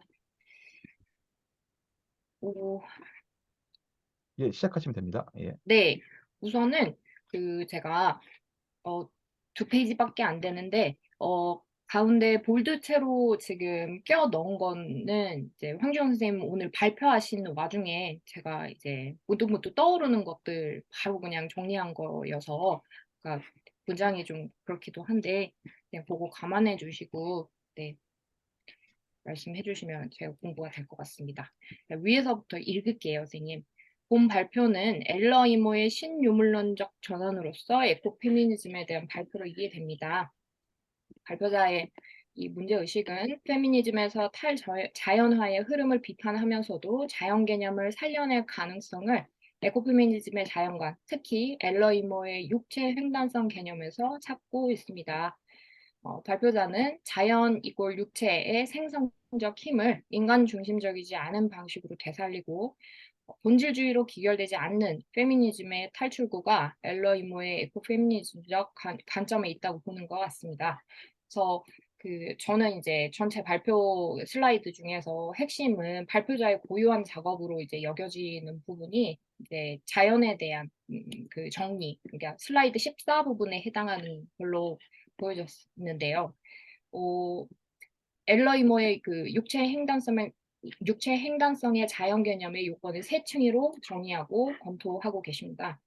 첫 번째는 이제 탈이원론적 사유, 그다음에 두 번째는 이 물질적 상호관계를 해명한다는 것으로서 이제 자연, 그다음에 세 번째 보편성, 다양성 등 양자에 대한 해석이 가능하다. 그래서 첫 번째 횡단하는 것들의 정체, 물질, 기호, 의미 등이 있고 육체의 상호작용의 적극성이라고 정리해 주셨는데요. 육체 횡단성은 버틀러의 물질적 구성이 이루어지는 과정, 즉 구성적 외부와 이 논중 구성 차원에서 유사해 보입니다. 버틀러의 구성적 외부 개념은 구성된 것의 강조라기보다는 구성 과정의 탈구성 가능성을 강조하는 개념입니다. 이때 구성은 언제나 구성된 경계를 지니게 되는데 주목해야 할 점은 그 경계가 임의적이며 외부로 인해 임시로 확장된다는 사실입니다. 또한 물질의 물질화 과정은 언제나 탈경계화를 가정하기 때문에 외부적인 것들의 침투 혹은 경계로의 횡단을 전제할 수밖에 없다는 점에서 엘러이머의 개념과 상당히 유사해 보입니다. 다만 버틀러는 의미나 의미화 개념이 실체를 염두에 두는 개념이기 때문에 본질주의에 대한 비판의 관점에서 물질 혹은 물질화를 더 이제 강조한다는 차이가 있습니다. 육체의 수행성을 통해 성차 이분법을 넘어서려는 시도에서 고안된 개념이기는 하지만 구성적 외부라는 그 개념 자체의 틀은 그 개념 확장성은 육체들 간의 상호관계에 대해서도 꽤나 유용해 보입니다. 그다음에 발표 중에 제가 메모한 것인데요. 버틀러를 그러니까 버틀러의 구성주의라고 말씀하시고 그게 이제 수동적이다라고 이제 평가하셨고요. 버틀러의 육체의 적극성을 이제 행위자 육체로 본다. 육체의 물질적 의미 부분은 되게 무의미하다. 그다음에 생물학적 과정의 특수성은 그 자체로는 아무 의미가 없다. 근데 그 지점이 저는 조금 이제 더 궁금한데요. 물질은 제가 알기로 이제 버틀러는 이제 물질은 반드시 물질화, 즉 이제 의미화 됨으로써만 인식이 가능하고 그런 차원에서 물질은 그 자체로 의미가 없다고 한 거지. 그러니까 그 자체, 그러니까 물질이 무가치하다라는 거를 말하는 건 아닌 것 같습니다. 그래서 생물학적 과정의 생성적 힘은 결국 주체적으로 전혀하지 않으면 발현되지 않지 않나. 그러니까 만약 그게 뭐 육체 가능성 개념, 육체 횡단성 개념 안에서 그런 게 가능하다라고 하면 어떤 경로로 가능할까? 이제 거친 질문이었고요. 그다음에 정신과 육체 이분 구도를 강화했다라고 하는 그 비판도 있었는데 그 정신의 구성은 이게 기본 전제로 그러니까 외부적 구성을 염두에 두는 걸로 알고 있습니다. 버틀러가. 그러니까 타자에 기인한 그러니까 정신분석의 관점을 그대로 전제하기 때문에 타자에 기인한 자아 구성을 전제한다라고 알고 있는데요. 그러면은 이제 종래 그 정신과 육체의 고전적 이혼론의 틀에서 비판하는 게 합당한가라는 이제 생각이 잠깐 들었고요. 그렇다면 이제 어느 정도 맥을 같이 할 수도 있을 것 같은데 두 개념이 그러니까 버틀러의 그 구성적 외부 개념과 육체 횡단성 개념이 같이 할 가능성은 없나? 그다음에 어, 안정화 없는 행당성만을 강조하게 되면 오히려 그 구성된 거 혹은 이제 안정화된 지형에 대한 비판의 약화를 동반하지 않을까 이제 그런 생각이 들었습니다. 그리고 이제 두 번째, 세 번째는 이제 같이 얘기할 수 있을 거 헤로이를 끌고 와 같이 얘기할 수 있을 것 같은데요. 어, 원본 없는 모사를 얘기를 하죠. 그 패러디 개념은. 그런데 원본 없는 모사로서 일시적 안정화 상태를 정체성이라고 한다면 인간, 자연, 종들 사이의 횡단 또는 탈경계화 그러니까 엘러이모의 방식으로는 횡단 이제 버틀러 관점에서는 이제 탈경계화로 제가 그냥 거칠게 붙였습니다. 요거는 이 정체성 재구성의 요건으로 기능할 수도 있지 않을까? 페미니즘의 오랜 이론적 적은 본질주의 기반의 정체성인 만큼 안정화 상태를 포기하지 않으면서도 본질주의를 벗어날 수 있는 가능성을 포스트 페미니즘, 에코페미니즘의 연대에서 찾을 수 있지 않을까요? 가령 이를 구체화한다면 헤로이의 트러블과 함께하는 사례로서 암말과 여성의 물질적 연합을 제시해 볼 수 있을 것 같습니다. 헤로인은 여성적 공감 능력의 확장을 일종의 응답 능력으로 규정하며 수많은 지구적 존재들과의 공존하는 필수 능력으로 제한합니다. 그렇다면 에코 페미니즘은 이 상황으로서 에코시스템과 상황에 대한 문제제기의 역사인 페미니즘의 동업관계를 볼 수 있지 않을까요? 제가 이제 이런 생각의 전제는 사실상 이제 버틀러와 헤로이를 이제 공통항으로 묶어대서 기인한 질문입니다. 그래서 필자와 정량 엘러이모의 육체 횡단성 개념은 이종적인 육체들 사이의 교환, 결합, 교섭, 연결과 분리에 대해 말할 수 있는 유물론. 인간이 하나의 동물 종으로서 육체를 통해 세계와 죄송합니다.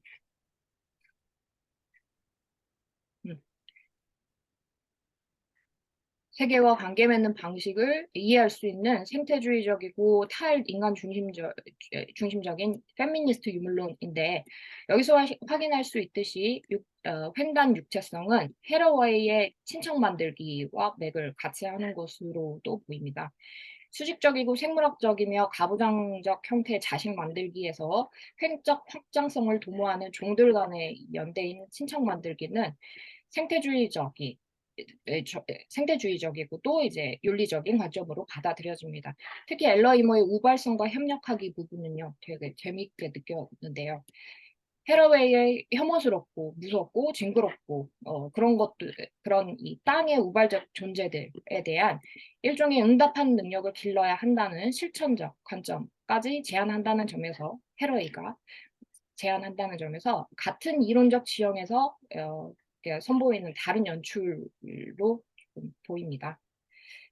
그러면은 그럼에도 두 개념 사이에 차이점이 분명 있을 텐데요. 그래서 선생님께서 좀 가르쳐 주시면 좀 공부에 도움이 될 것 같은데, 육체 횡단성 개념이 가지는 그러면은 페미니즘 안에서의 강점이 뭐가 있을까? 헤러웨이와는 또 다르게. 그래서 되살려낸 이 자연 개념의 세 가지 요건은 육체 횡단성에만 충족되는 것일까? 이런 생각을 했습니다. 네. 예. 주연 선생님도 약간 반론이 전제되어 있는 질문 아닌 질문 같은 질문을 던져주신 것도 같긴 한데요. 예, 다시 바로 그러면 이어서 두 분 일단은 토론자 선생님께 감사드리고요. 어려운 토론이었는데 또 흔쾌히 맡아주셔서 너무 감사합니다. 예, 제가 마음으로 박수를 보냈습니다.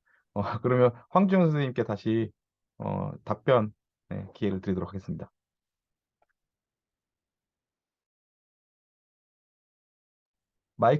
선생님 마이크 키셔야 됩니다. 예. 제가 발표문을 좀 더 일찍 드리거나 아니면 좀 그렇긴 해도 그 박사 논문에 실려 있는 글을 줄글로 된 거를 좀 보내드리거나 했어야 되는데 그렇지 못해가지고 어려우셨을 것 같아요. 시간을 내주셔서 감사하다는 말씀 먼저 드리고요. 근데 제가 답변을 잘 할 수 있을지는 지금 잘 모르겠는데요. 일단 공통적인 질문은 버틀러에 대한 평가가 공정하냐, 공정한 평가냐라고 하는 거라고 할 수 있을 것 같아요. 사실 이제 논문 쓸 때도 그런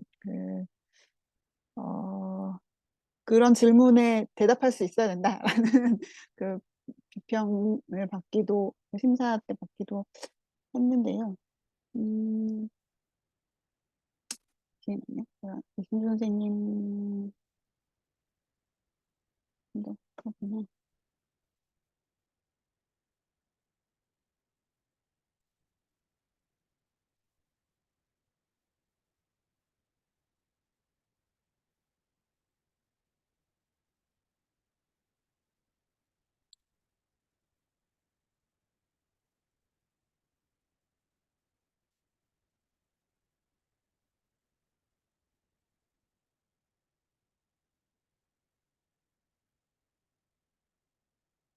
일단 주현 선생님의 그 질문들이 조금 더 제가 정확하게 이해할 수 있을 것 같은데요.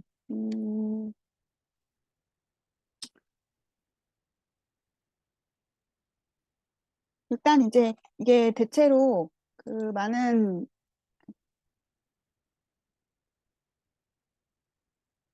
논평하는 그러니까 버틀러에 대한 특히 이제 신유물론 관점에서 논평을 하는 사람들의 이제 공통적인 지적이라고 생각이 들어요. 이 버틀러에 대한 논의가. 그래서 버틀러가 아까 처음 이제 그 발표할 때도 말씀드린 것처럼 본인 자신은 이원론을 해체하려고 하는 분명한 목적이 있었지만 그 이원론을 해체하는 방식이 말하자면 법 이전에 선행하는 어떤 그 법을 내려다보는 혹은 바깥에서 보는 어떤 주체라는 것은 존재하지 않는다라는 방식으로 해결하려고 하는 측면이 있고, 그다음에 이제 주로 공통적으로 지적되는 것이 그 이원론에서 사실 핵심적인 문제는 육체와 정신 사이의 어떤 위계적 관계가 설정되어 있다는 것이 그 이원론의 핵심적인 문제인데 비해서 버틀러가 이 점에 대해서 초점을 맞추지 못했다. 이 점에 대해서 별로 고려하지 못했다라는 것이 이제 공통적인 지적인 것 같아요. 그래서 이걸 단순히 합치거나 그러니까 그 이원론을 해체한다고 해서 이걸 단순히 합치거나 한쪽으로 병합하거나 아니면 예를 들어서 섹스도 젠더라는 식으로 이제 묶어주는 것이 이원을 해체하는 게 아니라 오히려 정신적인 것, 섹스 젠더로 말하자면 젠더에 부과되어 있는 우월함 혹은 중요성 같은 것을 같이 해체해야지 이원론을 진짜로 해체할 수 있는 건데 버틀러 읽다 보면 사람이 갖게 되는 어떤 자기의 성별 정체성이나 어떤 자기가 속한 성에 대한 이해라는 것을 구성할 때, 음, 말하자면 사회문화적으로 구성된 어떤 규범, 사회문화적 규범 혹은 담론이 갖는 어떤 역할의 크기에 비해서 생물학적인 신체가 어떤 영향을 미치고 어떤 역할을 하는지는 사실 거의 이제 보여주지 못한다는 것이죠. 물론 이제 이후에 어떻게 더 버틀러의 틀 안에서 어떤 얘기를 할 수 있을지 음, 잘 모르겠지만 어쨌든 버틀러가 이야기하는 육체는 이제 본인은 계속 육체를 적극적으로 설명하게 하려고 하는 목표를 보여주지만 결과적으로는 그때 육체는 반복적인 얘기를 할 수밖에 없는 것 같긴 한데 그때 육체는 행위하는 것으로서의 육체이지 가령 앨런 이모가 이야기하는 것처럼 물질이나 에너지를 주고받는 신진대사하는 육체, 그다음에 애를 낳는 출산하는 육체 이런 육체는 아니고 음, 뭐 말하자면 생물학적인 육체가 젠더를 구성하는데 어떤 영향을 미치는지에 대해서 설명하지 못한다는 거죠. 그래서 버라드가 이야기하는 것처럼 담론이 어떻게 물질화되느냐는 설명할 수 있지만 물질이 어떻게 담론화되느냐 하는 방향에 대해서는 이제 고려하지 못했다는 이야기가 될 것 같고요. 그다음에 그런 점에서 아까 그 이원론이 오히려 강화된다라고 하는 이제 부분도 그러니까 결국에는 섹스를 젠더 쪽으로 끌어들여 가지고 합쳐버린 거기 때문에 그게 이원론을 겉으로 봤을 땐 이원을 해체하는 것처럼 보일 수 있지만 실질적으로는 어, 육체보다는 정신의 중요성이 훨씬 강화되고 정신의 힘이 이제 더 이상 인식론적인 힘에 그치는 것이 아니라 아예 육체를 구성하는 힘까지 가져가게 되는 것이기 때문에 오히려 이제 강화되는 것이라고 볼 수 있죠. 그래서 이원론을 해체하는 데 있어서 특히 에코페미니스트들이 핵심적으로 중요하게 생각하는 지점은 단지 이걸 합치거나 연결시키거나 뭐 이런 문제가 아니라 육체의 힘, 육체 자체의 중요성, 이런 것들 충분히 인식하는 거, 인정하는 거, 이제 이것이 전제되어야 한다는 건데, 버틀러한테 있어서 물론 육체가 되게 중요한 것처럼 이야기되지만, 그때의 중요성은 행위, 행위에 한정되어 있다라고 예, 이야기할 수 있을 것 같고요. 토론문을 그냥 다시 볼게요. 음,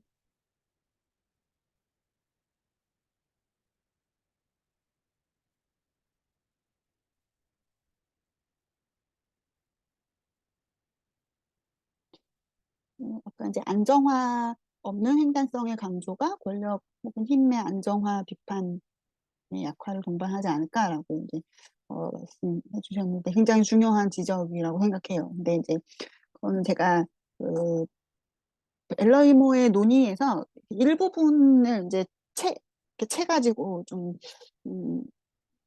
더 이렇게 넓게 보려고 하는 것 때문에 생긴 문제인 것 같은데요. 엘러이모 자신은 사실은 그 횡단 육체성으로 인해서 일어나는 사회 정치적인 어떤 문제들에 더 관심이 많고, 그러니까 이 횡단성을 어떻게 이용해 왔느냐에 대한 문제에 더 관심이 많은 것 같아요. 오염물질이 노동자의 몸이라든지 뭐 X선을 촬영하게 되었을 때 어떤 질병의 관리라든지, 그다음에 특히 이제 뭐 장애인의 육체라든지 이렇게 이제 특정한 육체를 가진 사람들의 몸이 어떻게 관리되거나 무시되어 왔는지에 대해서 이야기를 할 때 거기에서 이 사람들의 육체가 통제되거나 무시되거나 배제되거나 할 수 있는 가능 조건이 이 횡단성이라는 것에 있다는 어, 이야기를 하고 있기도 하고요. 그 다음에 이제 아까 막바지에 말씀드린 것처럼 횡단성이라는 것 자체가 어, 그 어떤 생성적인 힘이기도 하지만 결국에는 취약성의 지대라는 특징을 같이 가지고 있기 때문에 바로 그 취약성의 측면에서 그것을 이용하려고 접근하게 되면 이제 어떤 몸들을 통제하거나 지배하거나 어떤 상품으로 이용하거나 하는 통로가 된다고 생각이 들거든요. 그 대표적인 걸 보여주는 게 사실은 가축을 기르는 건데요. 그러니까 가령 어떤 동물들은 가축화하거나 반려동물로 길들일 수 있는데 어떤 동물들은 길들여지지 않잖아요.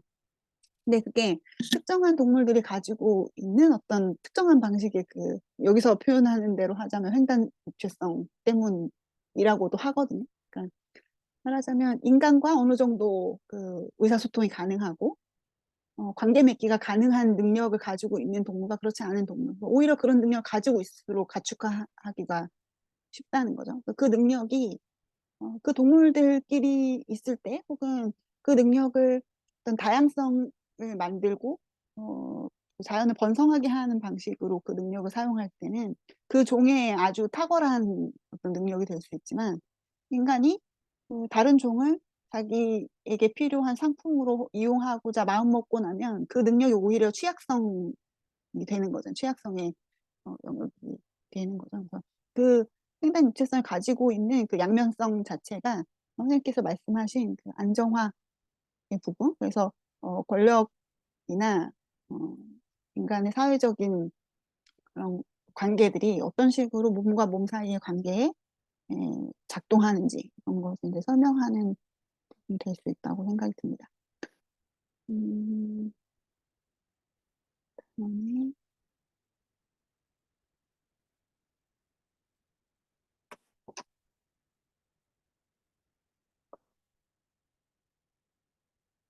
헤러웨이와의 차이점 혹은 그 유사성에 대해서 말씀해 주신 부분이 굉장히 저한테도 좀 인사이트가 있었고요. 사실은 제가 헤러웨이를 공부를 해보려고 여러 차례 그 시도를 했지만 저한테는 되게 좀 힘든 사람 중에 한 명이에요. 잘 이해도 안 되고 어떻게 접근해야 될지 잘 모르겠고 이제 그런 철학자라고 할 수 있을 것 같은데요. 그래서 제가 헤러웨이를 잘 이해하지 못한다는 것을 이제 기초로 해서 어, 어,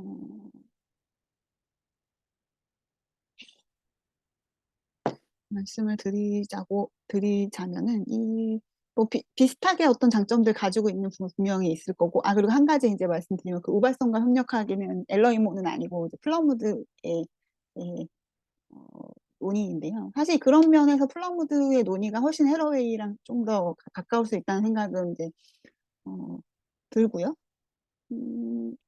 처음에 제가 책을 읽을 때도 사실 헤러웨이가 이야기하는 그 부분이나 아니면 로지 브라이도티가 이야기하는 횡단성하고도 굉장히 유사하다는 생각이 들기는 했는데요. 이 개념 훨씬 뭐라고 해야 될까? 횡단 유체성은 훨씬 그 제가 느끼기에는 엘러이모 스스로도 페미니즘이 훨씬 생물학이나 과학적인 논의들을 잘 활용해야 된다고 이야기하고 있는 만큼 횡단 유체성이라는 개념이 헤러웨이의 논의보다도 조금 더 과학적 근거를 가지고 이야기하기 쉬운 부분이 좀 더 장점이 있다는 생각이 좀 들고요. 그다음에 약간 더 윤리적이고 정치적인 질문을 바로 제기할 수 있는 그 개념이라고 저는 생각해서 그게 저한테는 좀 와닿았던 것 같아요. 그러니까 이 횡단 유체성을 결국에는 인간이 어떻게 이걸 사용할 것인가의 그 문제에서 어떤 걸 선택하는 것이 더 적합한가라고 하는 질문들, 그다음에 누가 그 선택하고 있고 그 선택의 책임 누가 져야 하는가에 대한 질문들을 할 수 있는 그 개념이라는 점에서 그러니까 꼭 헤러웨이가 아니더라도 여타의 다른 지금 포스트 휴먼 논의에서 비슷한 문제들을 혹은 개념들을 다루고 있는 뭐 그로스나 브라이도티에 비해서 훨씬 윤리적 정치적인 부분에서 좀 더 의미가 있다라는 생각을 좀 하고 있는 편이고요.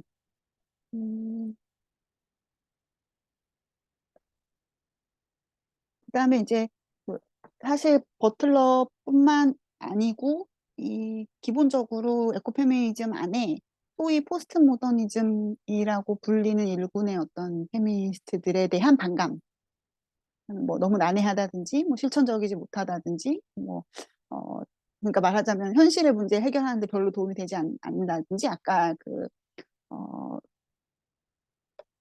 이순 선생님께서 말씀해 주신 것처럼, 음, 반다나 시바와 마리아 미즈가 이제 버틀러를 비판하는 방식의 그런 비판들이 버틀러뿐만 아니라 사실은 대부분의 뭐 이리 가레나 아니면 뭐 그런 사람들, 헤러웨이도 마찬가지고 여러 그 인물들에 대해서 똑같이 그런 비판들을 하고 있고, 그래서 그 어떻게 보면 굉장히 지금 현재 신유물론 다른 그 논자들이나 아니면 포스트 휴먼 논의하는 사람들하고 에코페미니스트들이 굉장히 만날 수 있는 여러 가지 지점들이 있음에도 불구하고, 에코페미니스트는 이 사람들이 실천적인 가능성이 없다고 해서 이제 좀 안 보려고 하는 측면이 있고, 반대로 이쪽 사람들은 에코페미니즘 어떻게 보냐면 너무 보편주의적이고 아까 이제 너무 휴머니즘적이고 이런 얘기를 또 하거든요. 근데 사실은 저는 양쪽에 다 오해가 있다고 생각을 해요. 생각하고 또 그러니까 이승 선생님 말씀하신 것처럼 사실 반다나 시바 마리아 미즈 이야기는 지금까지도 계속 읽히고 되게 중요하게 에코페미니즘 안에서 다뤄지긴 하지만, 사실 90년대 중후반 이후에 에코페미니즘 논의들이 굉장히 지형이 많이 바뀐 측면도 또 있거든요. 그래서 그런 측면에서 지금 거의 이제 현재에 가장 많이 논의되는 것들 중에 하나는 바로 신유물론적인 관점에서 에코페미니즘을 재구성하는 것이기도 하고, 그렇기 때문에 여기에서 이제 중요한 부분, 사실 아까 이순 선생님 얘기하신 것처럼 과학을 어떻게 볼 것이냐 하는 문제들도 여기에 같이 포함되고 새로 전환될 어떤 부분이라고 생각이 들어요. 그래서 좀 신비주의적인 측면이나 아니면 과학을 통째로 혐오하는 어떤 분위기 같은 것이 한동안 에코페미니즘 안에 이제 있었다고 한다면, 사실 90년대 중후반에 그 내부적으로 어떤 본질주의 비판이나 여러 가지 비판들에 노출되면서 이론을 합리화하는 어떤 과정들이 있었고, 그 과정에서 좀 많은 변화가 있었다는 생각이 들고, 특히 2000년대 이후에는 이런 문제들이나 그동안 에코페미니즘이 다루지 않았던 뭐 에로스의 문제, 뭐 감각, 다른 종들과의 감각적 관계의 문제라든지, 자연 개념을 조금 더 정밀하게 다듬는 문제라든지, 다양한 문제들에 관련해서 조금 전환기를 거치고 있다고 생각이 들고요. 음,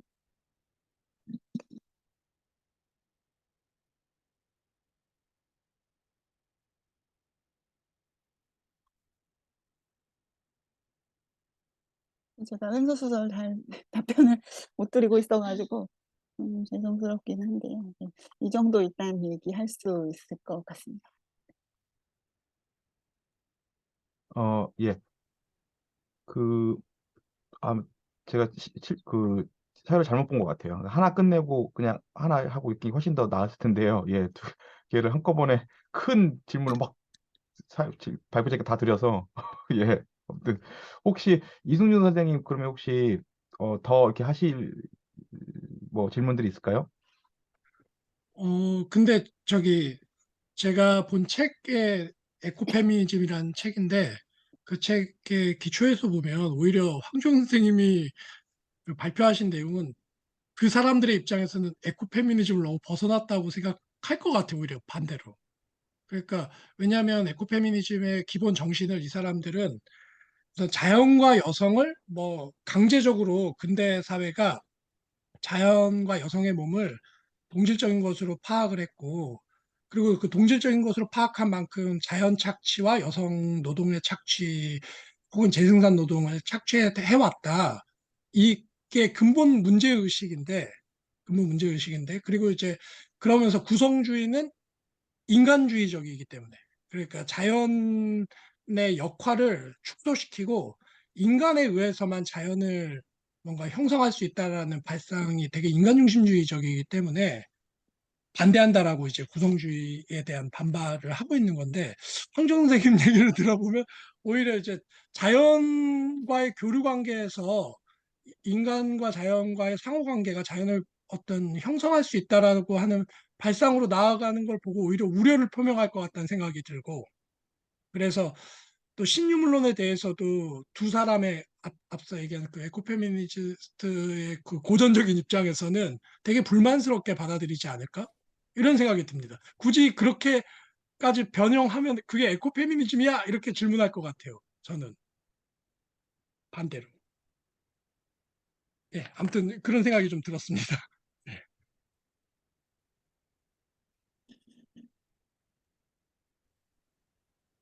예. 황교안 선생님 답변 네. 예, 어, 가능하실까요? 뭐 제가 이제 에코페미니즘의 모든 그 논의를 다 쫓아가고 있다고 말씀을 드릴 수는 없지만 전체적으로 봤을 때 흐름상 음, 아, 그 이제 반다나 시바의 그 에코페미니즘 책도 마찬가지기는 할 텐데 처음에는 그 앨런 이모도 처음에 내놨던 그 출간했던 책에서는 그 페미니즘의 문제 의식 안에서 어떻게 그 생태 문제를 다룰 것인가, 자연이나 육체 문제를 다룰 것인가라는 데에 초점을 맞춰가지고 논의를 진행했던 것 같고요.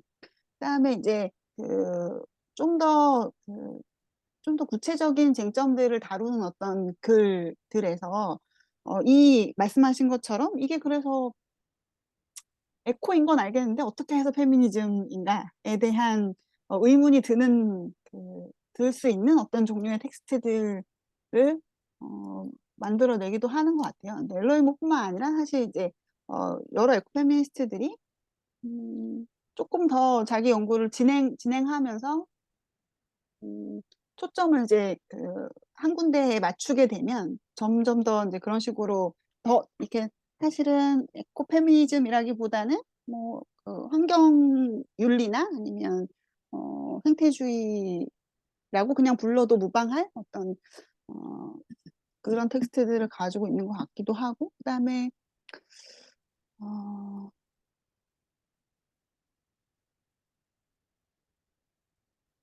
이제 반다나 시바나 이제 마리아 미즈의 틀도 사실은 이후에는 되게 많이 이제 비평을 받기도 해서 특히 이제 선생님께서 지적하신 많은 내용들이 또 다른 논자들이 비평하는 지점들이기도 한 것 같고 그다음에 이제 신유물론이나 포스트 휴먼의 관점을 가지고 있는 사람들 관점에서는 또 대표적으로 이제 비평하는 것이 아까 이제 말씀드린 것처럼 보편주의 아니면 뭐 어, 이거 역시 이제 이렇게 브라이도티 같은 경우는 탈인간 중심적인 휴머니즘이다. 뭐 이런 식으로 이제 얘기를 하기도 하거든요. 그래서 인간 중심주의를 벗어나려고 하지만 어쨌든 인간적인 보편적 가치들 계속 주장을 하고 있고 그 보편적 가치를 다른 종에게도 확장하려고 하는 그런 움직임을 보인다고 해서 비판적으로 보기도 하고 그다음에 전체주의적이라고 비판하기도 하고, 그러니까 그 자연 전체를 어떤 동질적인 가치를 가진 전체로 놓고 보고 있기 때문에 그것에 대해서 전체주의라고 비평을 하기도 하는데요. 음, 저는 그냥 개인적인 생각으로는 마리아 미즈와 안다나 시바의 그 논의가 너무 과대대표되고 있다, 에코페미니즘을. 너무 지나치게 대표한다라고 생각하거든요. 사실 이미 그들이 논의를 시작한 때로부터 굉장히 많은 시간이 지났고 음, 기존에 이제 앞에서 말씀드렸던 굉장히 어떤 약간 낭만주의적인 자연관 안에서 시적인 글을 쓰고 이렇게 하던 에코페미니즘을 굉장히 비교적 합리적인 이론으로 이제 만들고 여러 가지 다른 이론 분야들을 끌어와서 여성에 대한 착취와 자연에 대한 착취를 같이 종합적으로 설명하는 이런 틀로 만든 어떤 공로가 분명히 있지만 어, 그 이후에 이제 에코페미니즘이 이제 뭐 진전이라고 할까요? 변화라고 할까요? 변화되어 온 어떤 과정들을 살펴봤을 때 사실은 그 두 사람의 영향력이 그렇게 크진 않아요. 어, 특히 한국에서 그 과대대표되는 측면이 있는 것 같고요. 그래서 사실 그 이후에 다른 논의들에 대한 소개가 많이 좀 되었으면 좋겠다는 생각이 들고, 그중에 특히 이 앨런 이모의 책이 코로나 직전에 출간이 되었었는데요. 많은 사람들이 코로나가 됐을 때 이 책을 읽은 사람들이 많이 있는데, 굉장히 코로나의 상황을 되게 잘 설명해주는 개념이기도 하거든요. 생산 유기성이라는 개념. 특히 이제 반다나 시바나 마리아 미즈가 목도했던 그 환경의 문제가 어떤 비서구의 지역에 대한 자원의 착취의 문제라든지 아니면 오염의 문제라든지 뭐 GMO 문제라든지 이런 것들이 이제 중심적인 쟁점이었던 때에서 지금은 새로운 감염병의 유행이라든지 뭐 어떤 동물의 가축화에 대한 문제라든지 이런 것들이 사실은 이 생태 문제에서 되게 핵심적인 문제로 떠오르고 있는 상황이기 때문에 그걸 잘 설명할 수 있는 개념으로서 엘러이모가 가지고 있는 이제 장점이 더 있을 거라고 생각하고 약간 그런 면에서 반다나 시바의 논의들이 현재로 또 계속 의미를 갖고 있는 부분이 있지만 약 새로 등장하는 문제들을 설명하지 못하는 부분이 분명히 있다 이런 생각도 들기도 합니다. 예. 이승준 선생님께는 올해 안으로 원래 발표의 기회를 한번 제가 공식적으로 다시 제안을 드리면 갑자기 예, 하실 얘기가 많으실 것 같아서요. 한번 나중에 제가 조만간 전화 다시 드리겠습니다. 예. 그리고 오늘 그 월요일 오후인데 또 이렇게 계속 계신 우리 그 분들께 질문의 기회를 안 드릴 수 없어서요. 김범수 선생님과 연우 선생님께 질문의 기회를 드리려고 하는데 먼저 김범수 선생님께 먼저 질문의 기회를 드리도록 하겠습니다. 그, 예. 아유, 예, 정말 많이 배웠고요. 세 분 모두한테 정말 많이 배웠고.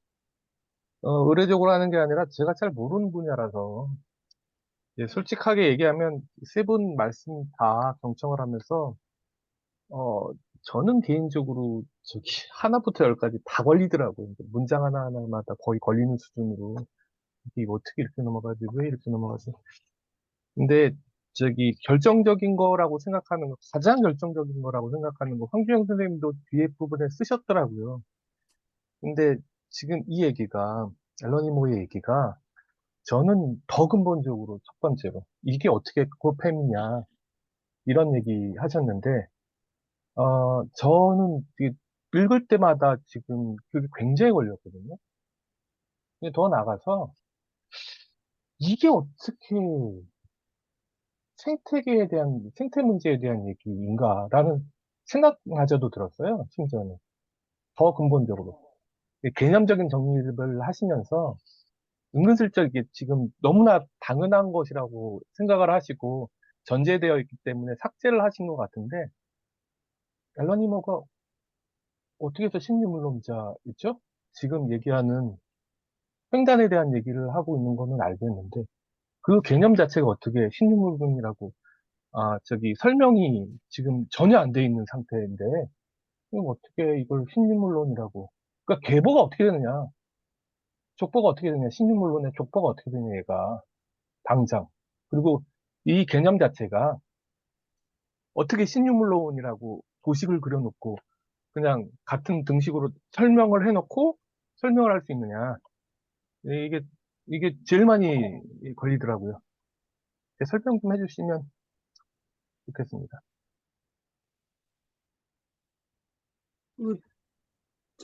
시간이 별로 없을 것 같아서 저도 김범 선생님의 그 질문에 편승해서 지금 박민철 선생님 사회자의 허락을 구하지 않고 이 질문을 일단 묶어서 드릴 테니까 답을 해주시면 좋겠습니다. 저도 이런 질문이 드는 거예요. 크게 봤을 때 오늘 제목이 저는 솔직히 앨러임은 오늘 처음 듣기는 하는데요.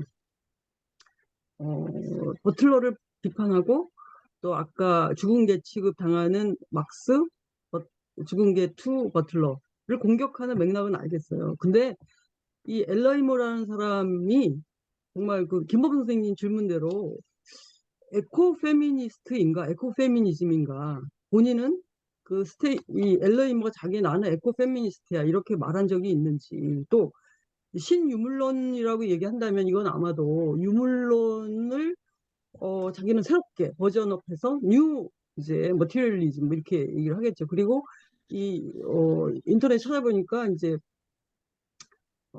엘러이머가 이제 유물론적 페미니즘이라고 하는 그 책을 편집을 했더라고요. 그걸 이렇게 단독 저작은 아니고. 근데 그렇게 한 것은 좋지만 여기 황주영 선생님이 오늘 논문의 제목처럼 이 에코페미니스트인지, 그래서 그 에코페미니즘을 통해서 신유물론적으로 전환이 되는 것을 엘러이머가 주장을 한 것인지 아니면 황주영 선생님의 희망사항인지가 좀 저는 불투명했어요. 그러니까 전 진짜 이거 신유물론이라는 것도 지금 김범 선생님 질문하셨지만 그게 왜 그런 거지? 그리고 신유물론과 에코페미니즘이 이렇게 유기적으로 이렇게 연결이 되느냐도 좀 일단 잘 안 들어왔습니다. 근데 이제 이 발표문의 10그 슬라이드의 마지막 나가며에서 이 황정 선생님 스스로가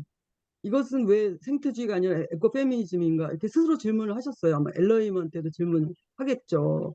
그러면서 이제 마지막으로 결국은 이 논문은 페미니즘의 뭐 어떤 생태 위기에 응답을 저는 꼭 해야 된다고 생각하지는 않아요. 근데 결국은 이 횡단 육체성이라는 이 개념이 좀 흥미롭긴 하지만 이 논문이 살려면 또 엘러이머의 주장이 호소력이 있으려면 횡단 육체성을 어떻게 조직하고 활용할 것인가에 대해서 설득력 있게 얘기가 돼야 되는데 이런 것에 대해서 엘러이머 스스로가 답을 주고 있는 것인지 아니면 엘러이머에 대해서 요게 좀 엘러이머한테는 부족해. 그래서 내가 황주영 선생님 스스로가 이 질문을 좀 요청하고 싶어. 그리고 그 질문을 황주영 선생님 스스로가 뭐 박사학위 논문에서 대답을 하셨을 수도 있고 아니면 앞으로도 계속 그 문제를 가지고 가고자 했던 것인지에 대해서 그런저런 의문들이 상당히 저도 많이 들었어요. 그래서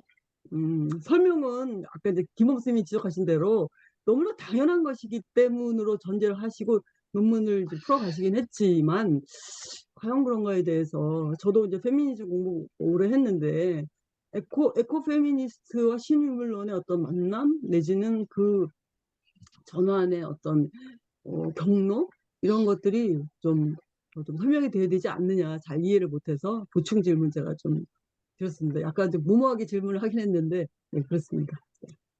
저기 그냥 저기 계보 좀 조금 말씀드리면 제가 신유물론에 대해서 반뜩하면서 이거 저기 조금 조심했으면 좋겠다 싶은 게 아마 연윤석 선생님 잘 아실 거예요. 이게 07년도인가 08년도에 그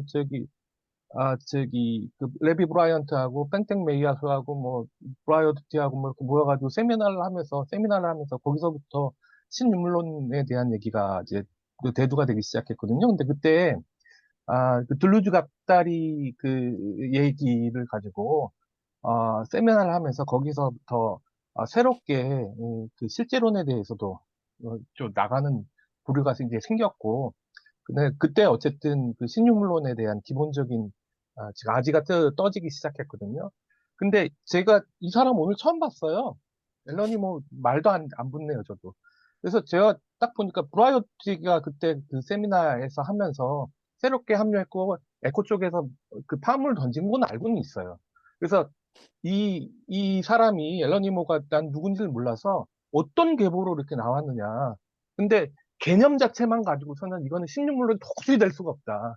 아예 그 횡단성 자체를 접속에 대한 얘기로 하고 흐름에 대한 얘기를 하고 새로운 공간에 대한 재구성을 하면서 이것 자체가 환경 자체가 한 기계적인 구성으로 설명을 하고 전제를 하고 얘기를 하기 시작한다 그러면은 말이 되는데 아니면 그것을 아예 그 기계적인 방식의 접속의 방식을 횡단성의 방식을 브라이어드티처럼 정동의 개념의 문제를 가지고서 설정해서 연결을 시킨다 그러면 그것도 말이 되는데 지금 이 개념 자체만 가지고서는 신유물론이다라고 단정할 수 있는 저는 제가 보기에는 없거든요. 이거는, 그래서 약간의 전제가, 설명이 많이 좀 돼줬으면 이거는 좀 좋겠다. 그래서 특히, 저같이 신인물론을 되게 비관적으로 생각하는 사람은 이거 되게 걸리거든요. 이거 조심해야 되는데, 그러면서 새로 막 형성이 되는 개념이기 때문에, 예, 그거의 차원에서 더 넘어가서 이 기계적인 문제를 딱 얘기를 하기 시작하면, 환경하고 부딪히거든요. 당장 부딪히거든요.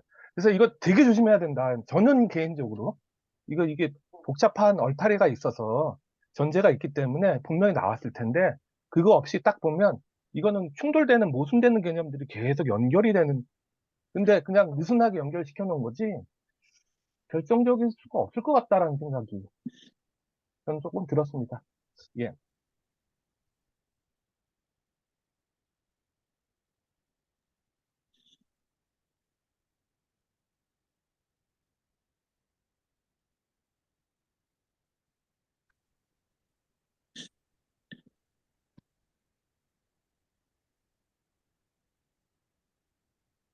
뭐 음, 신유물론이 뭐냐에 대해서 그 생각하는 방식이 다를 수 있다고 생각하는데요. 저는 좀 넓게 보고 있어요. 넓게 보고 있고. 그래서 그러니까 뭐 육체나 뭐 자연이나 물질이 가지는 말 그대로 물질적이고 육체적인 힘이나 생산 능력 같은 걸 강조하고, 그것으로부터 어떤 존재론적인 질문들에 대답을 하려고 하는 것이라고 한다면 신유물론이라고 넓게 잡을 수 있다고 저는 생각을 하고 있고요.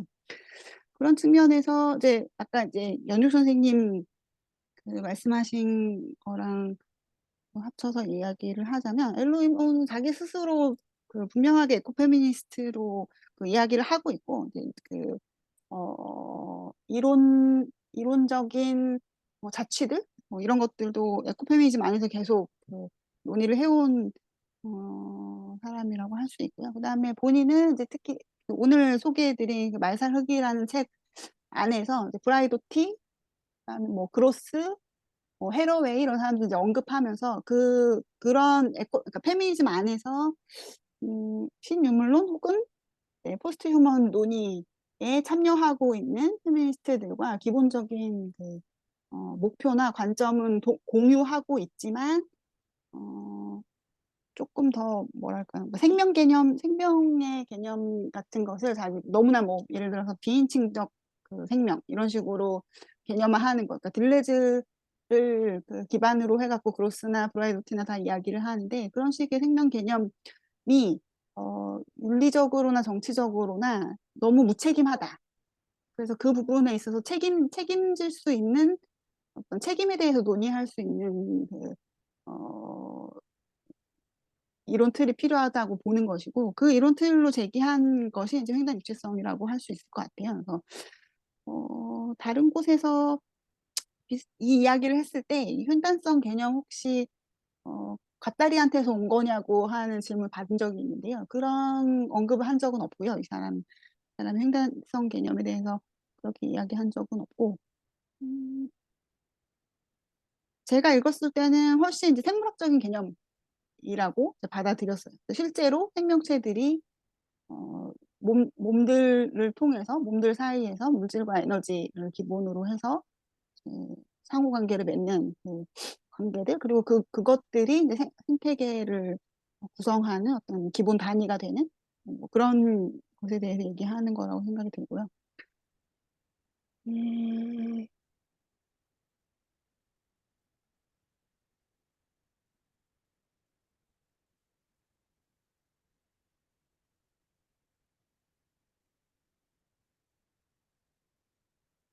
그래서 뭐 그 제가 드릴 수 있는 말씀은 거기까지인 것 같아요. 그러니까 본인이 자기 예, 에코페미니스트로 이야기하고 있고 그다음에 다른 그 페미니즘 안에서 신유물론이나 포스트휴머니즘으로 분류되는 페미니스트들하고 또 공유하고 있는 지점들 그 논의들의 흐름 속에 자기를 위치시키고 있다 정도로 말씀드릴 수 있을 것 음, 같습니다.